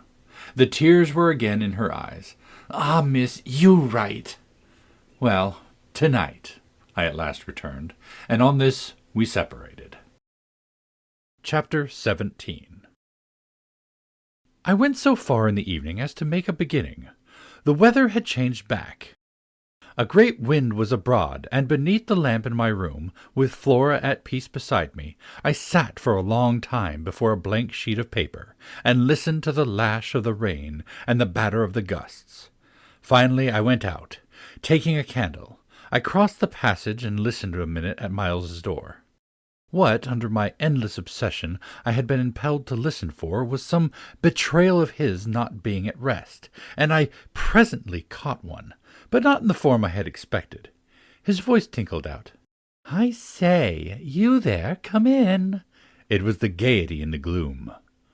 I went in with my light and found him in bed, very wide awake, but very much at his ease. "Well, what are you up to?" he asked with a grace of sociability in which it occurred to me that Mrs. Gross, had she been present, might have looked in vain for proof that anything was out. I stood over him with my candle. "How did you know I was there?" "Why, of course, I heard you. Did you fancy you made no noise? You're like a troop of cavalry." He laughed beautifully. "Then you weren't asleep?" "Not much. I lie awake and think." I had put my candle decidedly a short way off, and then, as he held out his friendly old hand to me, had sat down on the edge of his bed. "What is it," I asked, "that you think of?" "What in the world, my dear, but you?" "Ah, the pride I take in your appreciation doesn't insist on that. I had so far rather you slept." Well, I think also, of this queer business of ours. I marked the coolness of his firm little hand. Of what queer business, Miles? Why, the way you bring me up, and all the rest. I fairly held my breath a minute, and even from my glimmering taper there was light enough to show how he smiled up at me from his pillow. What do you mean by all the rest? Oh, you know. I could say nothing for a minute, though I felt as I held his hand and our eyes continued to meet that my silence had all the air of admitting his charge, and that nothing in the whole world of reality was perhaps at that moment so fabulous as our actual relation. Certainly you shall go back to school, I said, if it be that troubles you. But not to the old place. We must find another, a better. How could I know it did trouble you? This question, when you never told me so, never spoke of it at all. His clear, listening face, framed in its smooth whiteness, made him for the minute as appealing as some wistful patient in a children's hospital, and I would have given, as the resemblance came to me, all I possessed on earth really to be the nurse or the sister of charity who might have helped to cure him. Well, even as it was, I perhaps might help you. Do you know, you've never said a word to me about your school. I mean the old one. Never mentioned it in any way. He seemed to wonder. He smiled with the same loveliness. But he clearly gained time. He waited. He called for guidance. Haven't I? It wasn't for me to help him. It was for the thing I had met. Something in his tone, and the expression in his face as I got this from him, set my heart aching with such a pang as it had never yet known. So unutterably touching was it to see his little brain puzzled, and his little resources taxed to play, under the spell laid on him, a part of innocence and consistency. No, never. From the hour you came back, you've never mentioned to me one of your masters, one of your comrades, nor the least little thing that ever happened to you at school. Never, little Miles, no, never have you given me an inkling of anything that may have happened there. Therefore, you can fancy how much I'm in the dark. Until you came out that way this morning, you had, since the first hour I saw you, scarce even made a reference to anything in your previous life. You seem so perfectly to accept the present. It was extraordinary how my absolute conviction of his secret precocity, or whatever I might call the poison of an influence that I dared but half phrase, made him, in spite of the faint breath of his inward trouble, appear as accessible as an older person, forced me to treat him as an intelligent equal. I thought you wanted to go on as you are. It struck me at this he just faintly colored. He gave, at any rate, like a convalescent slightly fatigued, a languid shake of his head. I don't. I want to get away. You're tired of Bly? Oh, no, I like Bly. Well, then. Oh, you know what a boy wants. I felt I didn't know so well as Miles, and I took temporary refuge. You want to go to your uncle? Again at this, with his sweet, ironic face, he made a movement on the pillow. Ah, you can get off with that. I was silent a little, and it was I now, I think, who changed color. My dear, I don't want to get off. You can't even if you do. You can't. He lay beautifully staring. My uncle must come down, and you must completely settle things. If we do, I returned with some spirit, you may be sure it will be to take you quite away. Well, don't you understand that that's exactly what I'm working for? You'll have to tell him. About the way you've let it all drop. You'll have to tell him a tremendous lot. The exultation with which he uttered this helped me somehow, for the instant, to meet him rather more. And how much will you, Miles, have to tell him? There are things he'll ask you. He turned it over. Very likely, but what things? The things you've never told me, to make up his mind what to do with you. He can't send you back. I don't want to go back, he broke in. I want a new field. He said it with admirable serenity, and with such positive, unimpeachable gaiety, And doubtless it was that very note that most evoked for me the poignancy, the unnatural childish tragedy of his probable reappearance at the end of 3 months with all this bravado and still more dishonor. It overwhelmed me now that I should never be able to bear that, and it made me let myself go. I threw myself upon him, and in the tenderness of my pity I embraced him. "Dear little Miles, dear little Miles!" My face was close to his, and he let me kiss him, simply taking it with indulgent good humor. "Well, old lady, is there nothing at all that you want to tell me?" He turned off a little, facing round toward the wall and holding up his hand to look at as one had seen sick children look. I told you this morning. Oh, I was sorry for him.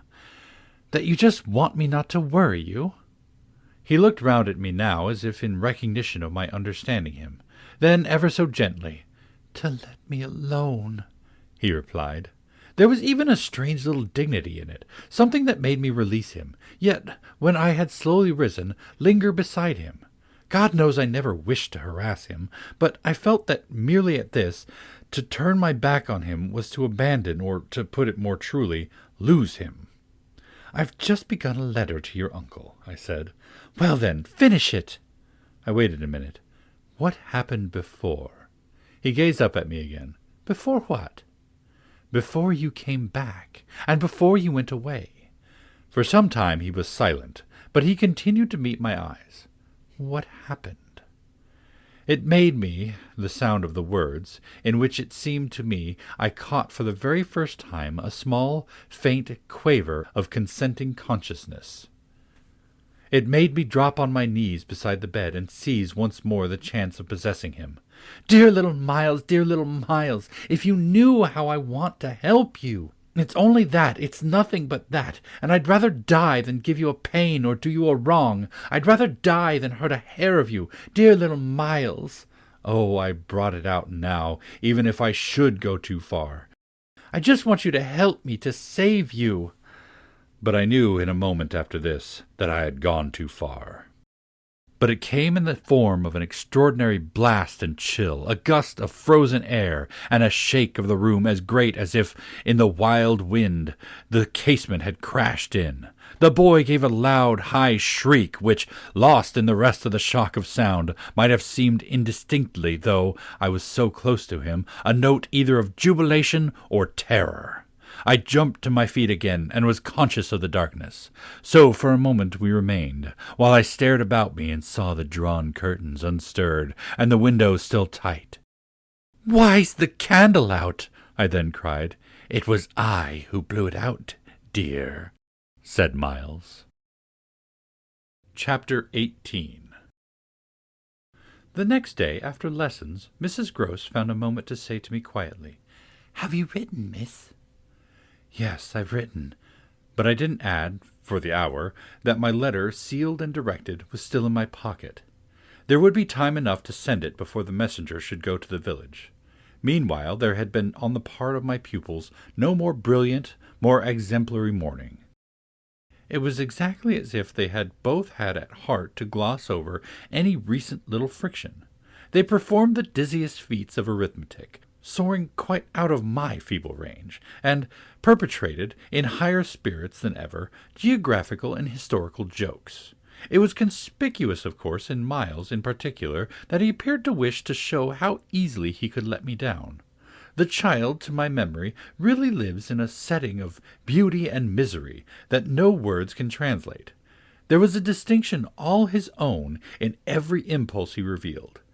Never was a small, natural creature, to the uninformed eye, all frankness and freedom, a more ingenious, a more extraordinary little gentleman. I had perpetually to guard against the wonder of contemplation into which my initiated view betrayed me, to check the irrelevant gaze and discouraged sigh in which I constantly both attacked and renounced the enigma of what such a little gentleman could have done that deserved a penalty. Say that, by the dark prodigy I knew, the imagination of all evil had been opened up in him. All the justice within me ached for the proof that it could ever have flowered into an act. He had never, at any rate, been such a little gentleman as when, after our early dinner on this dreadful day, he came round to me and asked if I shouldn't like him for half an hour to play to me. David playing to Saul could never have shown a finer sense of the occasion. It was literally a charming exhibition of tact, of magnanimity, and quite tantamount to his saying outright, "The true knights we love to read about never push an advantage too far. I know what you mean now. You mean that, to be let alone yourself and not followed up, you'll cease to worry and spy upon me, won't keep me so close to you, will let me go and come. Well, I come, you see, but I don't go. There'll be plenty of time for that. I do really delight in your society, and I only want to show you that I contended for principle." It may be imagined whether I resisted this appeal or failed to accompany him again, hand in hand, to the schoolroom. He sat down at the old piano, and played as he had never played. And if there are those who think he had better have been kicking a football, I can only say that I wholly agree with them. For at the end of a time that under his influence I had quite ceased to measure, I started up with a strange sense of having literally slept at my post. It was after luncheon, and by the schoolroom fire, and yet I hadn't really in the least slept. I had only done something much worse. I had forgotten. Where all this time was Flora? When I put this question to Miles, he played on a minute before answering, and then could only say, "Why, my dear, how do I know?" breaking moreover into a happy laugh, which immediately after, as if it were a vocal accompaniment, he prolonged an incoherent, extravagant song. I went straight to my room, but his sister was not there. Then, before going downstairs, I looked into several others. As she was nowhere about, she would surely be with Mrs. Gross, whom, in the comfort of that theory, I accordingly proceeded in quest of. I found her where I had found her the evening before, but she met my quick challenge with a blank, scared ignorance. She had only supposed that, after the repast, I had carried off both children, as to which she was quite in her right, for it was the very first time I had allowed the little girl out of my sight without some special provision. Of course, now, indeed, she might be with the maids, so that the immediate thing was to look for her without an air of alarm. This was promptly arranged between us, but when, 10 minutes later, and in pursuance of our arrangement, we met in the hall, it was only to report on either side that after guarded inquiries we had altogether failed to trace her. For a minute there, apart from observation, we exchanged mute alarms, and I could feel with what high interest my friend returned me all those I had from the first given her. "She'll be above," she said presently, "in one of the rooms you haven't searched." "No, she's at a distance." I had made up my mind. "She has gone out." Mrs. Gross stared. "Without a hat?" I naturally also looked volumes. "Isn't that woman always without one?" "She's with her?" "She's with her," I declared. "We must find them." My hand was on my friend's arm, but she failed for a moment, confronted with such an account of the matter, to respond to my pressure. She communed, on the contrary, where she stood, with her uneasiness. "And where's Master Miles?" "Oh, he's with Quint. They'll be in the schoolroom." "Lord, miss!" My view, I was myself aware, and therefore I suppose my tone, had never yet reached so calm an assurance. "The trick's played," I went on. "They've successfully worked their plan. He found the most divine little way to keep me quiet while she went off." "Divine?" Mrs. Gross bewilderedly echoed. "Infernal, then," I almost cheerfully rejoined. "He has provided for himself as well. But come." She had helplessly gloomed at the upper regions. "You'll leave him so long with Quint?" "Yes, I don't mind that now." She always ended at these moments by getting possession of my hand, and in this manner she could at present still stay me.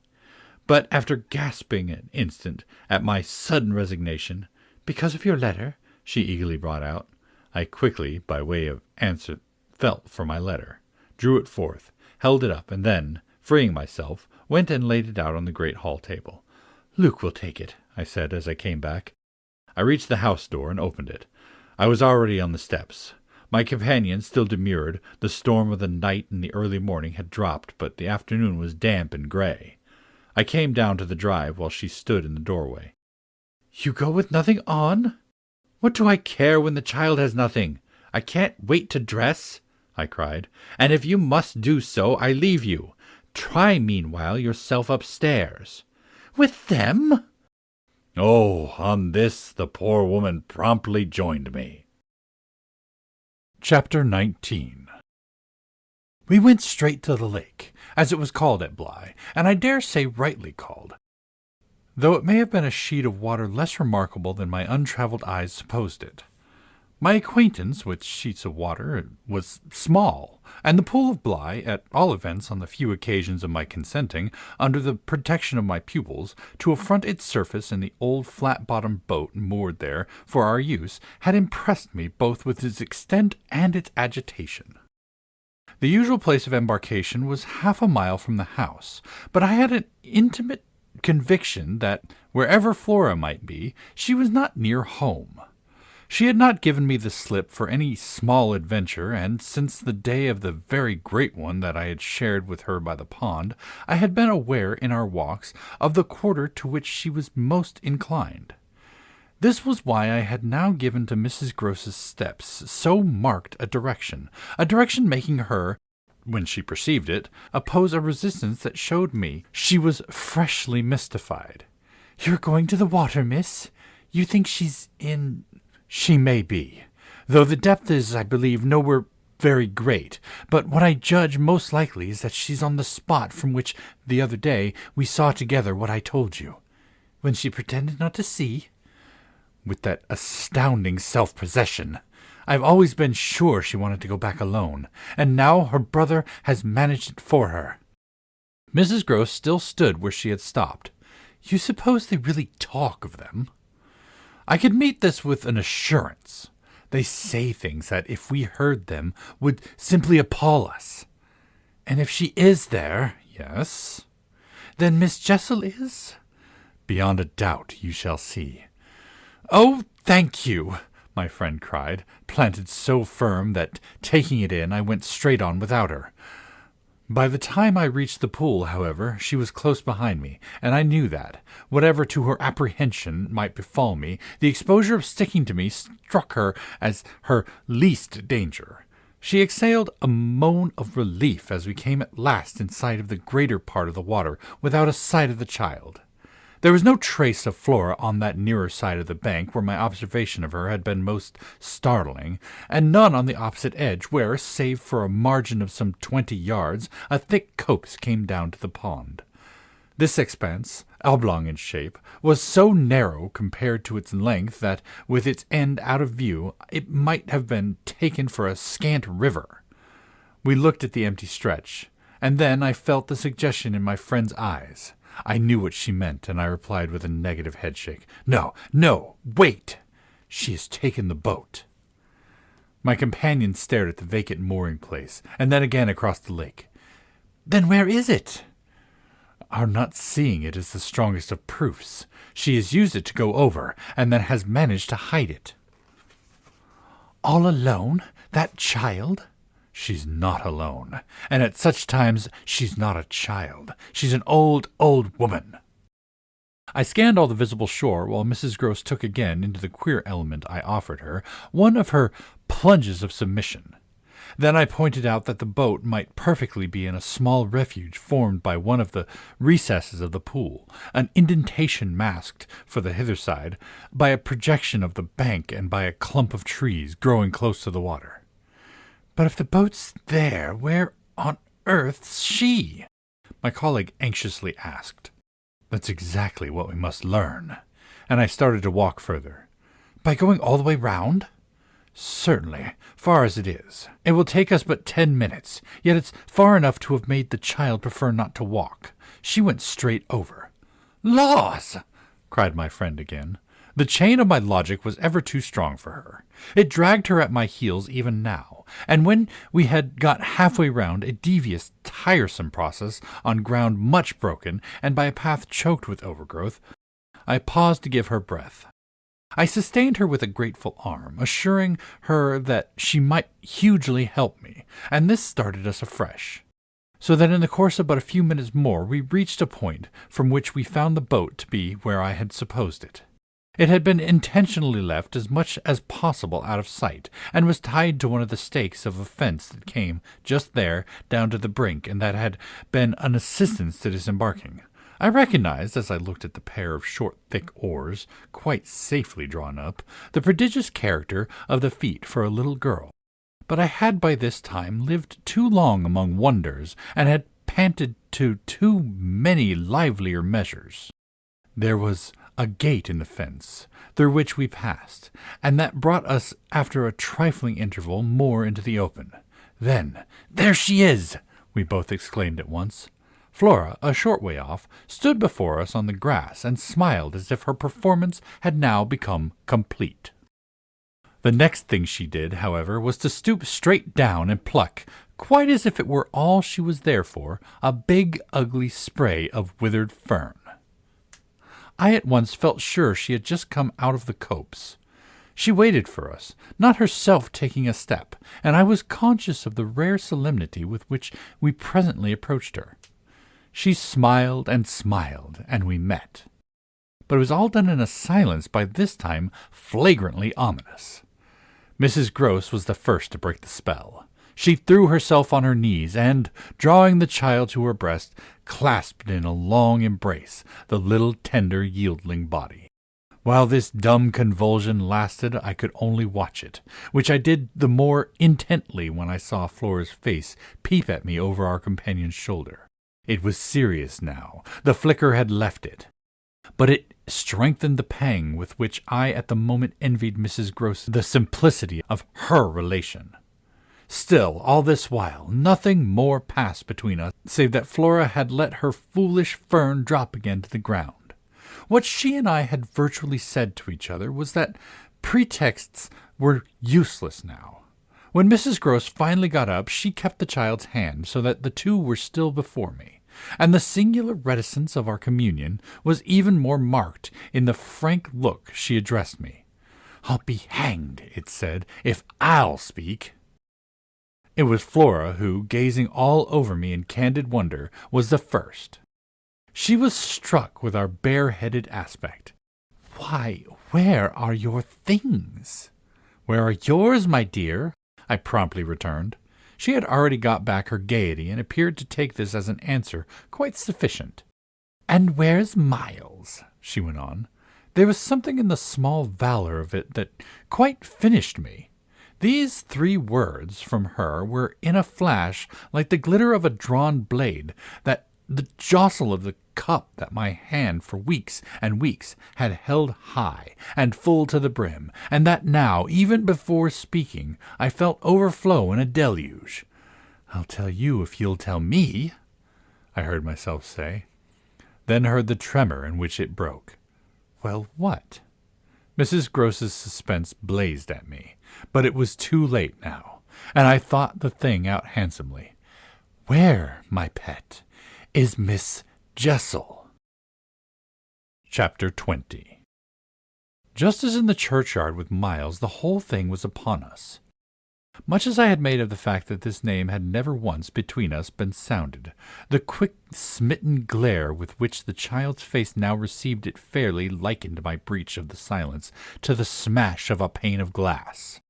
It added to the interposing cry, as if to say the blow that Mrs. Gross at the same instant uttered over my violence, the shriek of a creature scared, or rather wounded, which, in turn, within a few seconds, was completed by a gasp of my own.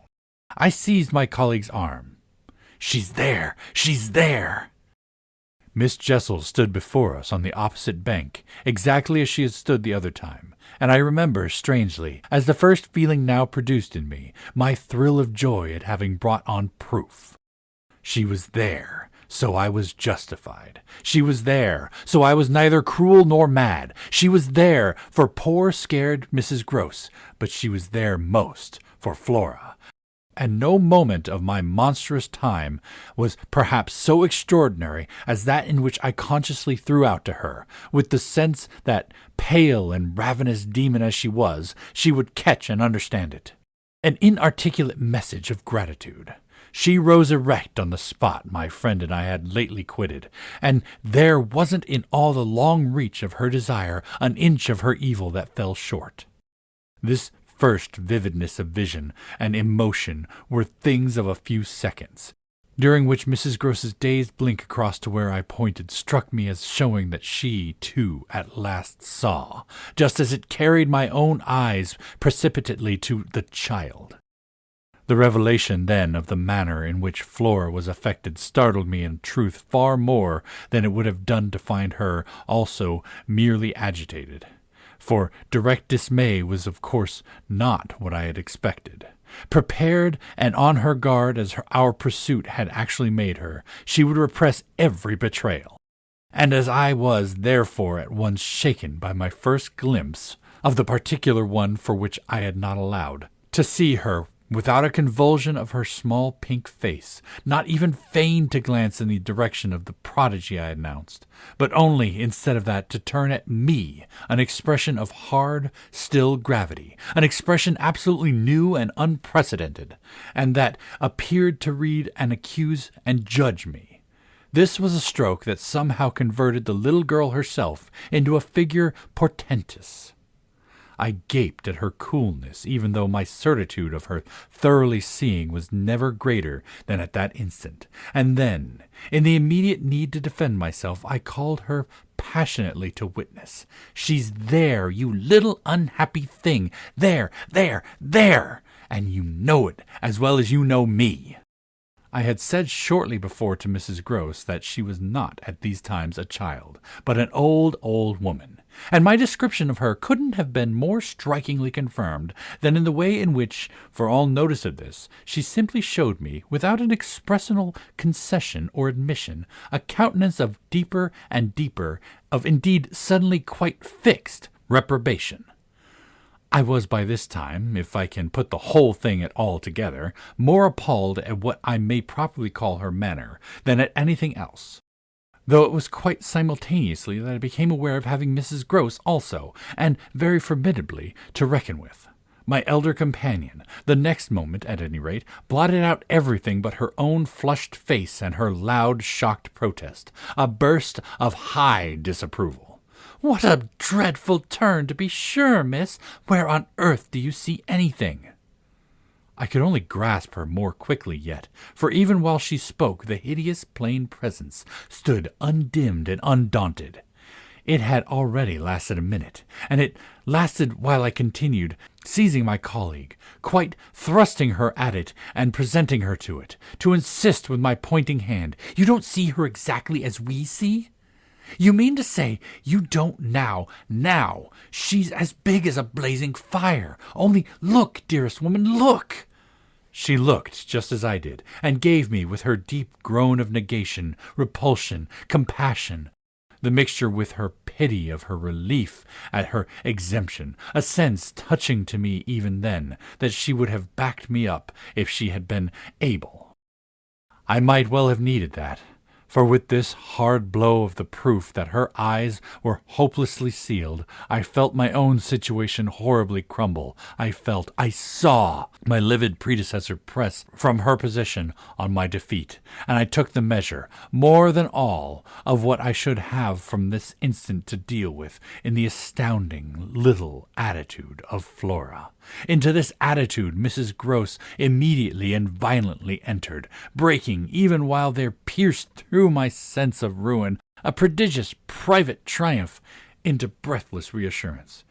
"She isn't there, little lady, and nobody's there, and you never see nothing, my sweet. How can poor Miss Jessel, when poor Miss Jessel's dead and buried? We know, don't we, love?" And she appealed, blundering in to the child. "It's all a mere mistake, and a worry, and a joke, and we'll go home as fast as we can." Our companion, on this, had responded with a strange, quick primness of propriety, and they were again, with Mrs. Gross on her feet, united, as it were, in a shocked opposition to me. Flora continued to fix me with her small mask of disaffection, and even at that minute I prayed God to forgive me for seeming to see that, as she stood there holding tight our friend's dress, her incomparable terrible childish beauty had suddenly failed, had quite vanished. I've said it already. She was hideously hard. She had turned common and almost ugly. I don't know what you mean. I see nobody. I see nothing. I never have. I think you're cruel. I don't like you. Then, after this deliverance, which might have been that of a vulgarly pert little girl in the street, she hugged Mrs. Gross more closely, and buried in her skirts the dreadful little face. In this position she launched an almost furious wail.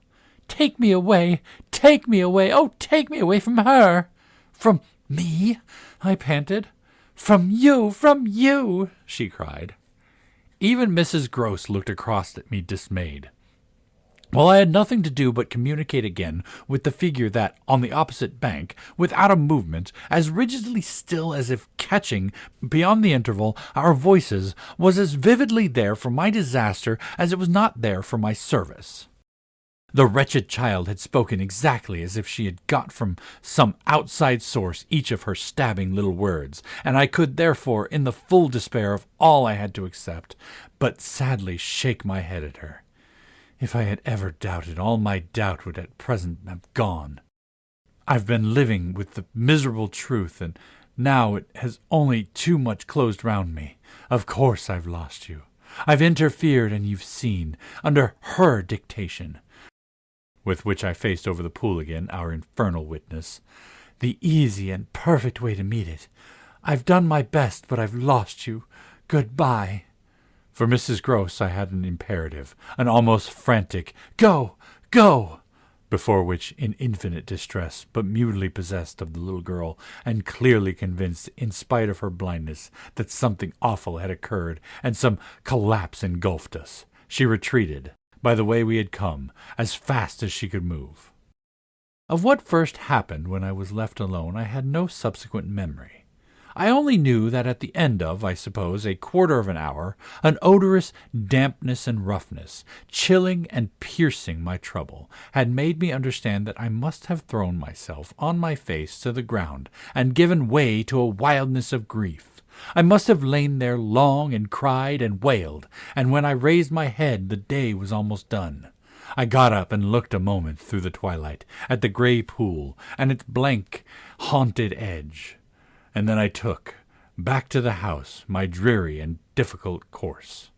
When I reached the gate, in the fence the boat, to my surprise, was gone, so that I had a fresh reflection to make on Flora's extraordinary command of the situation.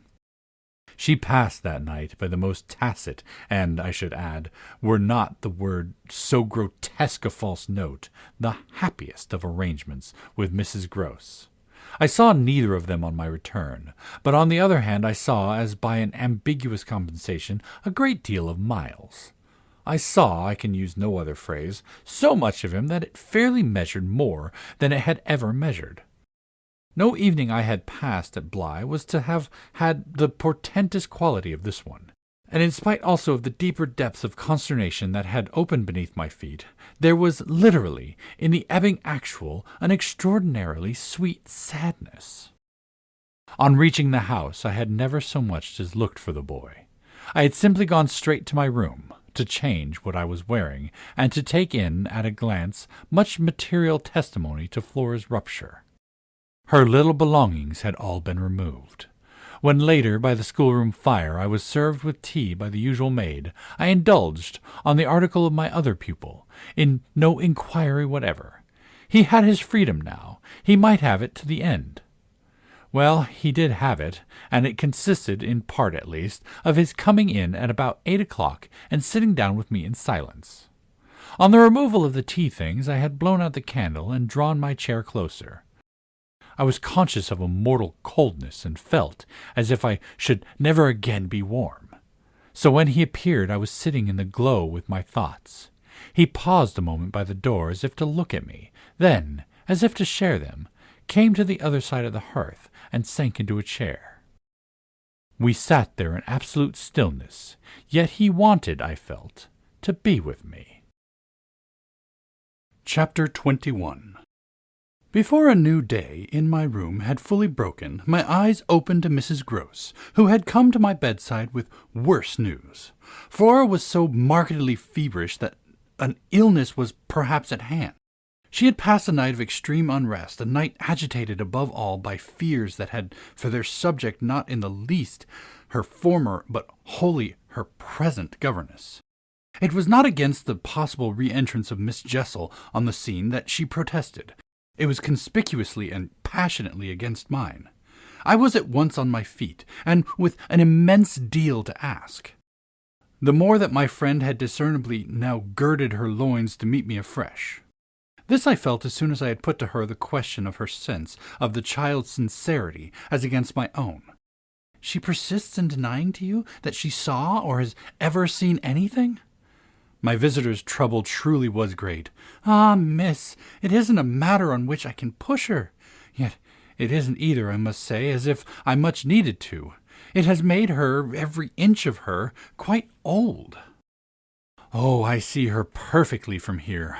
She resents, for all the world like some high little personage, the imputation on her truthfulness, and, as it were, her respectability.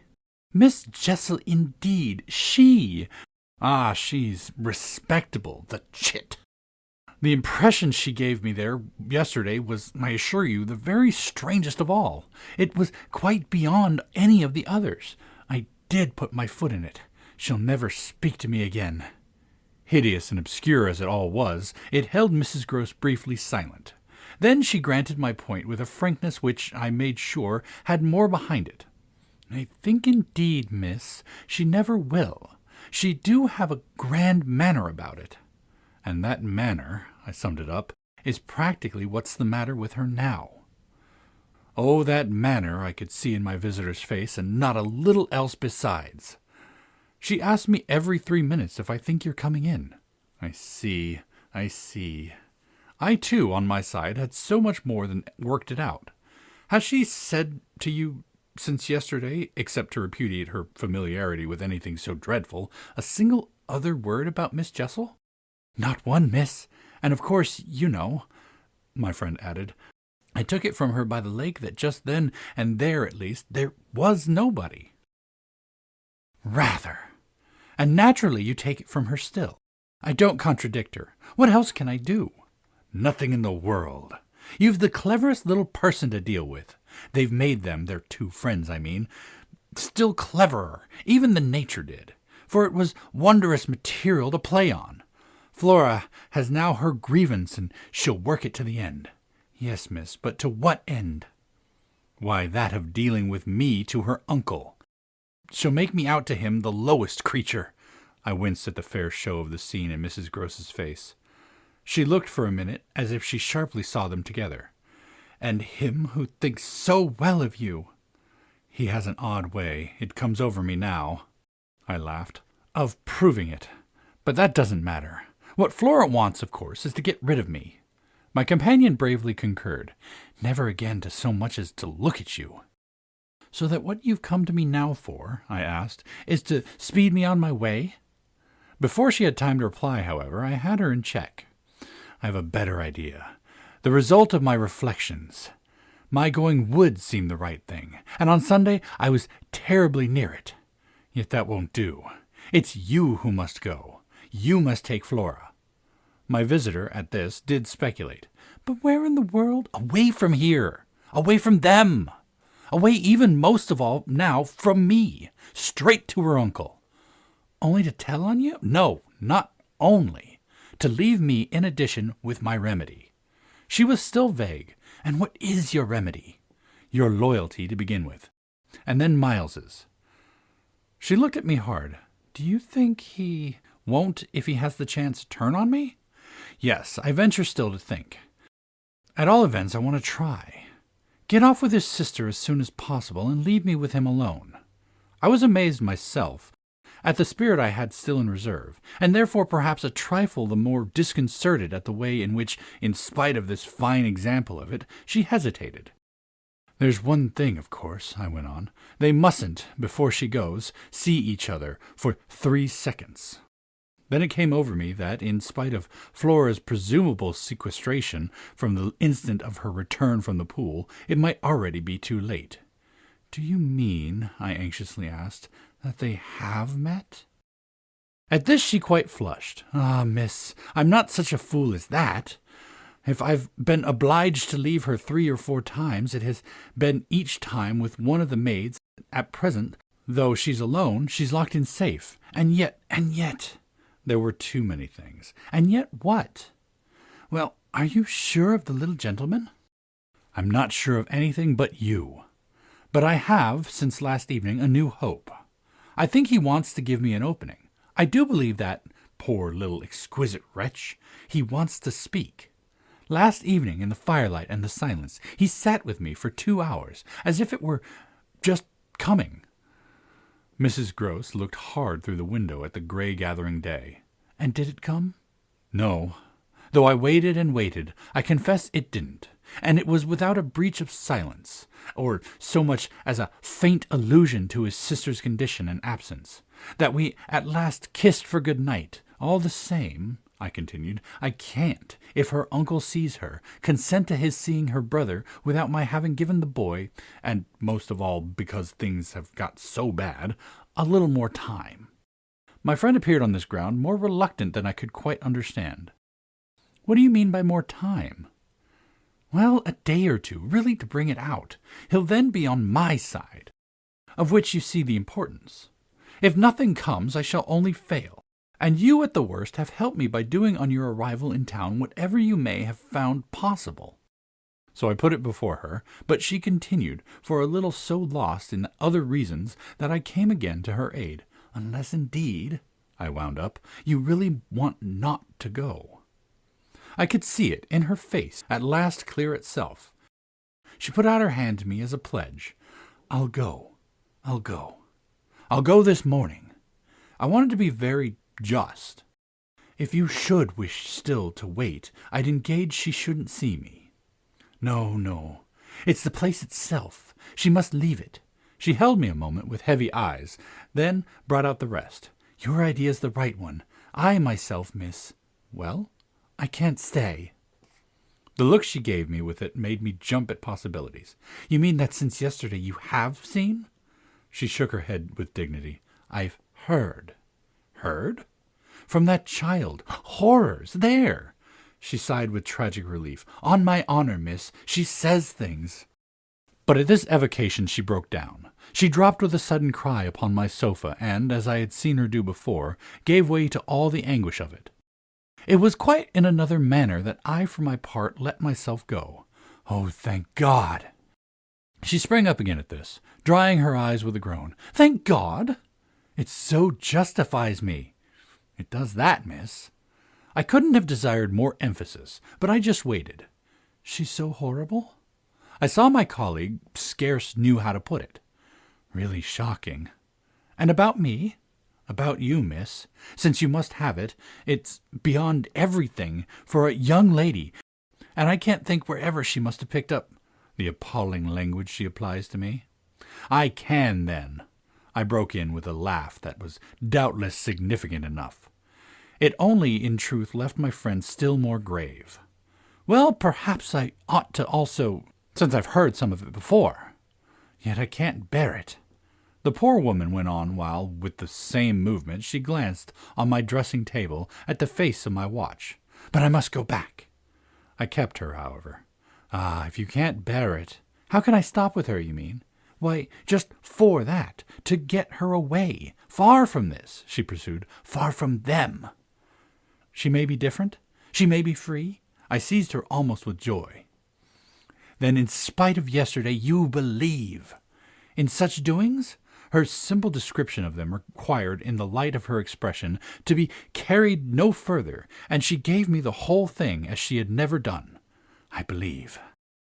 Yes, it was a joy, and we were still shoulder to shoulder. If I might continue sure of that, I should care but little what else happened. My support in the presence of disaster would be the same as it had been in my early need of confidence, and if my friend would answer for my honesty, I would answer for all the rest. On the point of taking leave of her, none the less, I was to some extent embarrassed. There's one thing, of course, it occurs to me, to remember. My letter giving the alarm will have reached town before you. I now felt still more how she had been beating about the bush, and how weary at last it made her. Your letter won't have gotten there. Your letter never went. What then became of it? Goodness knows. Master Miles. Do you mean he took it? I gasped.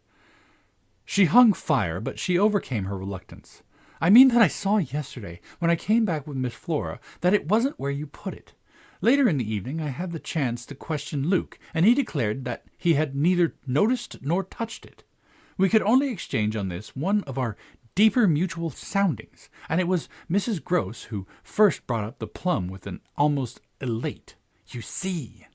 Yes, I see that if Miles took it instead, he probably will have read and destroyed it. And don't you see anything else? I faced her a moment with a sad smile. It strikes me that by this time your eyes are open even wider than mine. They proved to be so indeed, but she could still almost blush to show it. I make out now what he must have done at school. And she gave, in her simple sharpness, an almost droll, disillusioned nod. He stole. I turned it over. I tried to be more judicial. Well, perhaps. She looked as if she found me unexpectedly calm. He stole letters. She couldn't know my reasons for a calmness after all pretty shallow, so I showed them off as I might. I hoped then it was to more purpose than in this case. The note, at all events, that I put on the table yesterday, I pursued, will have given him so scant an advantage, for it contained only the bare demand for an interview, that he's already much ashamed of having gone so far for so little, and that what he had on his mind last evening was precisely the need of confession. I seemed to myself for the instant to have mastered it, to see it all. Leave us, leave us. I was already at the door, hurrying off. I'll get it out of him. He'll meet me. He'll confess. If he confesses, he's saved. And if he's saved, then you are. The dear woman kissed me on this, and I took her farewell. I'll save you without him, she cried as she went. Chapter 22. Yet it was when she had got off, and I missed her on the spot, that the great pinch really came. If I had counted on what it would give me to find myself alone with Miles, I quickly recognized that it would give me at least a measure. No hour of my stay, in fact, was so assailed with apprehensions as that of my coming down to learn that the carriage containing Mrs. Gross and my younger pupil had already rolled out of the gates. Now I was, as said to myself, face to face with the elements, and for much of the rest of the day, while I fought my weakness, I could consider that I had been supremely rash. It was a tighter place still than I had yet turned round in, all the more that, for the first time, I could see in the aspect of others a confused reflection of the crisis. What had happened naturally caused them all to stare. There was too little of the explained, throw out whatever we might, in the stubbornness of my colleague's act. The maids and the men looked blank, the effect of which on my nerves was an aggravation until I saw the necessity of making it a positive aid. It was, in short, by just clutching the helm that I avoided total wrecks, and I dare say that to bear up at all. I became that morning very grand and very dry. I welcomed the consciousness that I was charged with much to do, and I caused it to be known as well that, left thus to myself, I was quite remarkably firm. I wandered with that manner, for the next hour or two, all over the place, and looked, I have no doubt, as if I were ready for any onset. So, for the benefit of whom it might concern, I paraded with a sick heart. The person it appeared least to concern proved to be, till dinner, little Miles himself. My perambulations had given me meanwhile no glimpse of him, but they had tended to make more public the change taking place in our relation, as a consequence of his having at the piano, the day before, kept me, in Flora's interests, so beguiled and befooled. The stamp of publicity had of course been fully given by her confinement and departure, and the change itself was now ushered in by our non-observance of the regular custom of the schoolroom. He had already disappeared when, on the way down, I pushed open his door, and I learned below that he had breakfasted, in the presence of a couple of maids, with Mrs. Gross and his sister. He had then got out, as he said, for a stroll. Than which nothing, I reflected, could better have expressed his frank view of the abrupt transformation of my office. What he would now permit this office to consist of was yet to be settled. There was at the least a queer relief, I mean for myself in especial, in the renouncement of one pretension. If so much had sprung to the surface, I scarce put it too strongly in saying that what had perhaps sprung highest was the absurdity of our prolonging the fiction that I had anything more to teach him. It sufficiently stuck out that by tacit little tricks in which even more than himself he carried out the care for my dignity, I had to appeal to him to let off straining to meet him on the ground of his true capacity. He had at any rate his freedom now.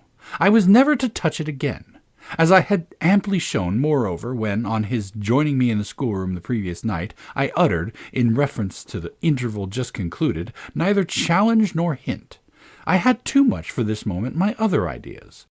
Yet when he at last arrived at the difficulty of applying them, the accumulations of my problem were brought straight home to me by the beautiful little presence on which had as yet, for the eye, dropped neither stain nor shadow. To mark for the house the high state I cultivated, I decreed that my meals with the boys should be served, as we called it, downstairs, so that I had been awaiting him in the ponderous pomp of the room outside the window, of which I had, from Mrs. Gross, that first scared Sunday, my flash of something it would scarce have done to call light. Here at present I felt afresh, for I had felt it again and again, how my equilibrium depended on the success of my rigid will, that will to shut my eyes as tight as possible to the truth that what I had to deal with was revoltingly against nature. I could only get on at all by taking nature into my confidence and my account, by treating my monstrous ordeal as a push in a direction unusual, of course, and unpleasant, but demanding, after all, for a fair front, only another turn of the screw of ordinary human virtue. No attempt, none the less, could well require more tact than just attempting to supply oneself all the nature. How could I put even a little of that article into a suppression of reference to what had occurred? How, on the other hand, could I make a reference without a new plunge into a hideous obscure? Well, a sort of answer, after a time, had come to me, and it was so far confirmed as that I was met, incontestably, by the quickened version of what was rare in my little companion. It was indeed as if he had found even now, as he had so often found at lessons, still some other delicate way to ease me off. Wasn't there light in the fact which, as we shared our solitude, broke out with a specious glitter it had never quite yet worn? The fact that, opportunity aiding precious opportunity which had now come, it would be preposterous with a child so endowed to forego the help one might wrest from absolute intelligence? What has intelligence been given him but to save him? Mightn't one, to reach his mind, risk the stretch of a stiff arm across his character? It was as if, when we were face to face in the dining-room, he had literally shown me the way. The roast mutton was on the table, and I had dispensed with attendance. Miles, before he sat down, stood a moment, with his hands in his pocket, and looked at the joint, on which he seemed on the point of passing some humorous judgment. But what he presently produced was, "I say, my dear, is she really very awfully ill?" "Little Flora? Not so bad but that she'll presently be better. London will set her up." Bligh had ceased to agree with her. "Come here and take your mutton." He alertly obeyed me, carried the plate carefully to his seat, and, when he was established, went on. "Did Bligh disagree with her so terribly all at once?" "Not so suddenly as you might think. One had seen it coming on." "Then why didn't you get her off before?" "Before what? Before she became too ill to travel." I found myself prompt. "She's not too ill to travel. She only might have become so if she had stayed. This was just the moment to seize. The journey will dissipate the influence." Oh, I was grand! "And carry it off." I see. Miles, for that moment, was grand too. He settled to his repast with a charming little table manner that, from the day of his arrival, had relieved me of all grossness of admonition. Whatever he had been expelled from school for, it wasn't for ugly feeding. He was irreproachable, as always today, but was unmistakably more conscious. He was discernibly trying to take for granted more things than he found without assistance quite easy, and he dropped into peaceful silence while he felt his situation. Our meal was one of the briefest, mine a vain pretense, and I had the things immediately removed. While this was done, Miles stood again with his hands in his little pockets and his back to me, stood and looked out of the wide window through which that other day I had seen what pulled me up. We continued silent while the maid was with us. As silent, it whimsically occurred to me, as some young couple who, on their wedding journey at the inn, felt shy in the presence of the waiter. He turned round only when the waiter had left us. "Well, so we're alone." Chapter 23. "Oh, more or less." I imagine my smile was pale. "Not absolutely. We shouldn't like that," I went on. "No, I suppose we shouldn't. Of course we've the others." "We've the others. We've indeed the others," I concurred. "Yet even though we have them," he returned, still with his hands in his pocket and planted there in front of me, "they don't much count, do they?" I made the best of it, but I felt wan. "It depends on what you call much." "Yes, with all accommodation. Everything depends." On this, however, he faced to the window again, and presently reached it with his vague, restless, cogitating step. He remained there a while with his forehead against the glass, in contemplation of the stupid shrubs I knew and the dull things of November. I had always my hypocrisy of work, behind which I now gained the sofa.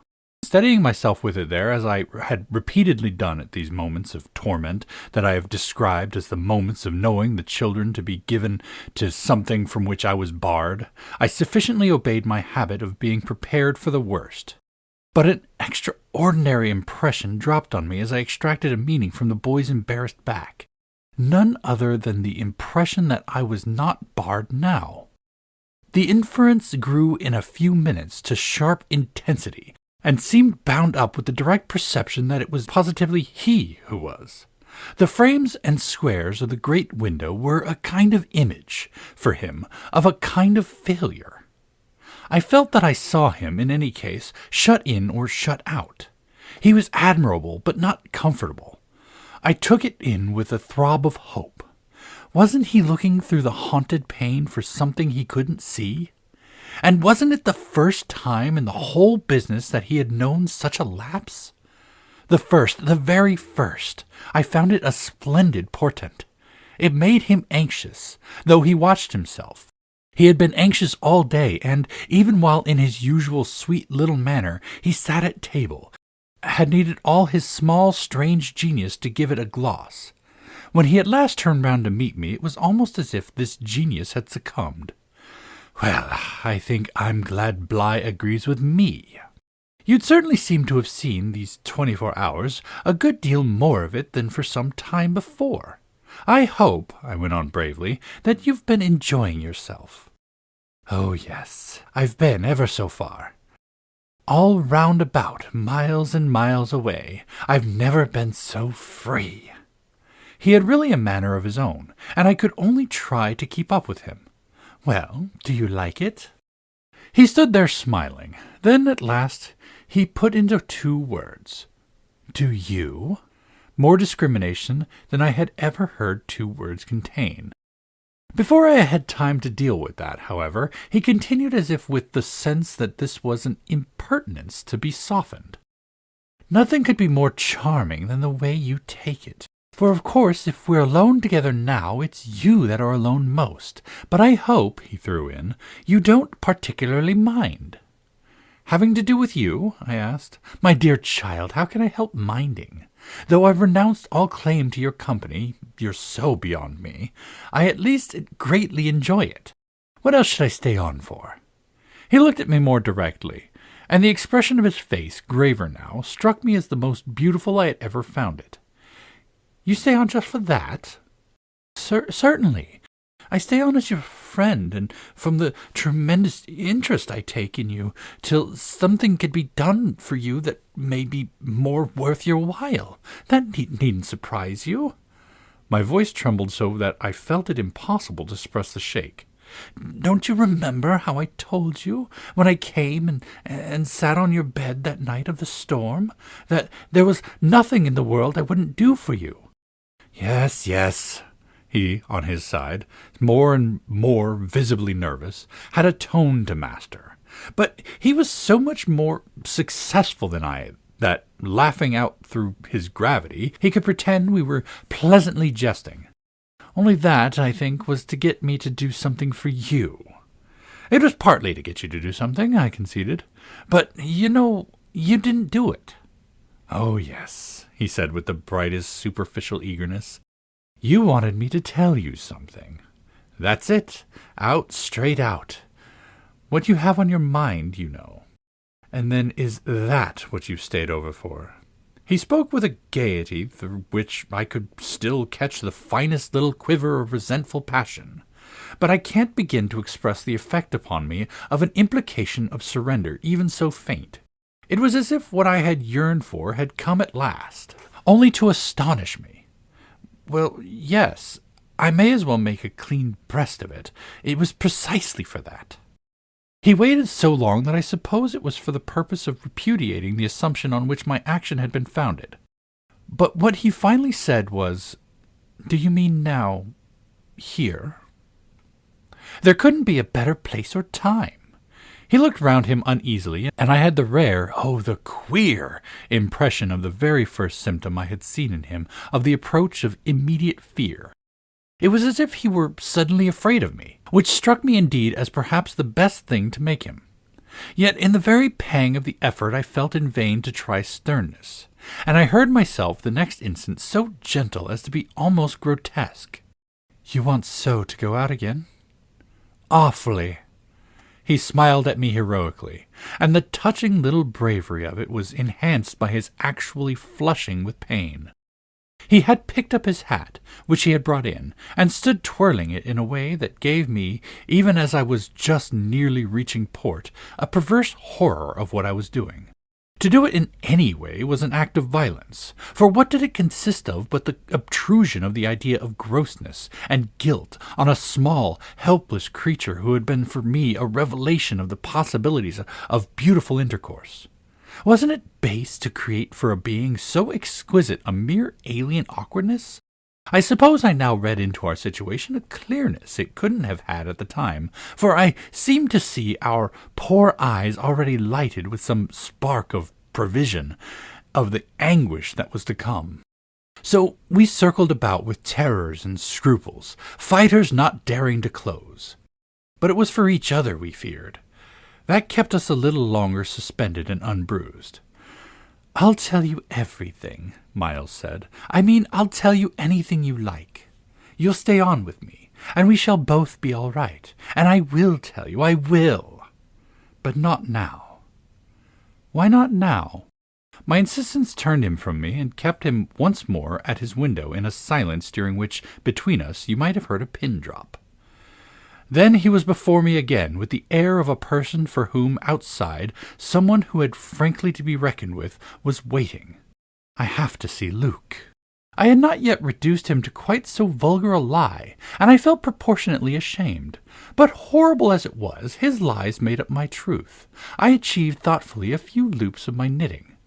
"Well then, go to Luke, and I'll wait for what you promise. Only in return for that satisfy, before you leave me, one very much smaller request." He looked as if he felt he had succeeded enough to be able still a little to bargain. "Very much smaller?" "Yes, a mere fraction of the whole. Tell me." My work preoccupied me, and I was offhand. "If yesterday afternoon, from the table in the hall, you took, you know, my letter." Chapter 24.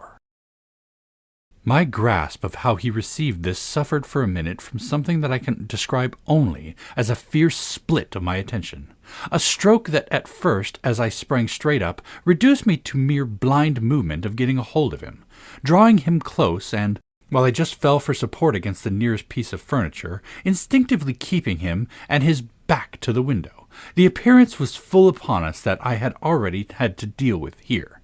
Peter Quint had come into view, like a sentinel before a prison. The next thing I saw was that, from outside, he had reached the window, and then I knew that, close to the glass and glaring in through it, he offered once more to the room his white face of damnation. It represents but grossly what took place within me at the sight to say that on the second my decision was made, yet I believe that no woman so overwhelmed ever in so short a time recovered her command of the act. It came to me in the very horror of the immediate presence that the act would be, seeing and facing what I saw and faced, to keep the boy himself unaware. The inspiration, I can call it by no other name, was that I felt how voluntary, how transcendentally I might.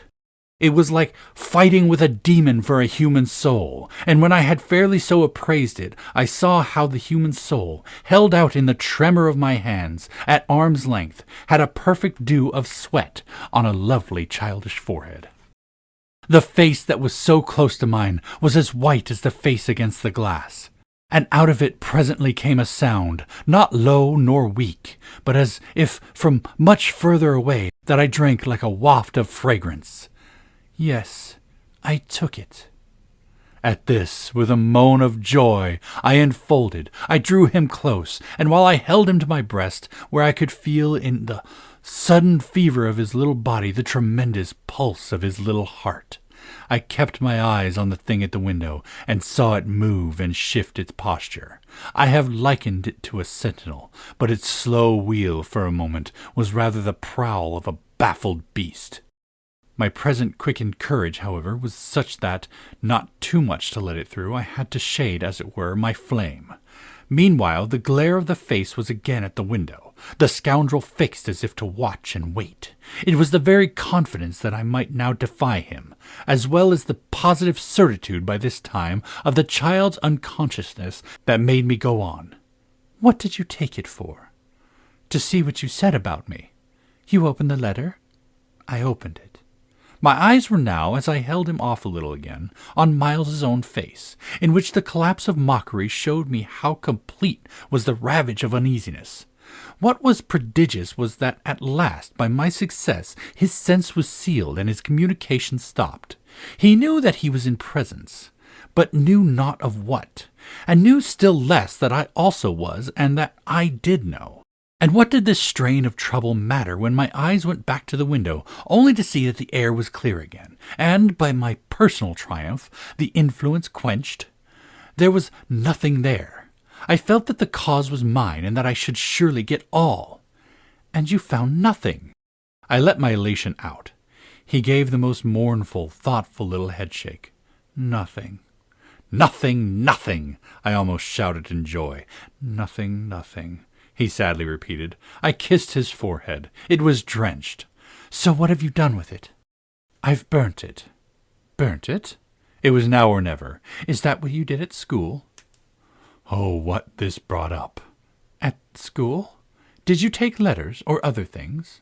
Other things?" He appeared now to be thinking of something far off, and that reached him only through the pressure of his anxiety. Yet it did reach him. "Did I steal?"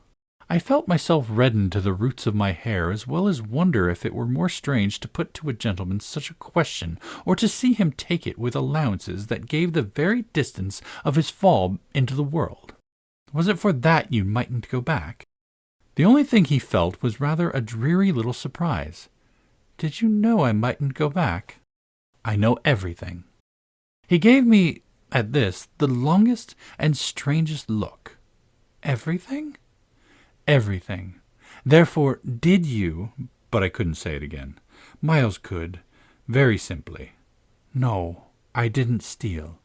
My face must have shown him I believed him utterly, yet my hands, but it was for pure tenderness, shook him as if to ask him why, if it was all for nothing, had he condemned me to months of torment.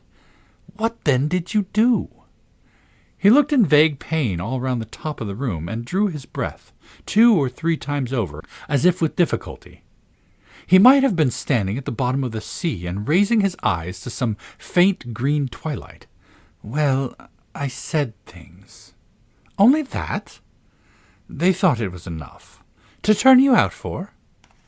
Never truly had a person turned out shown so little to explain it as this little person.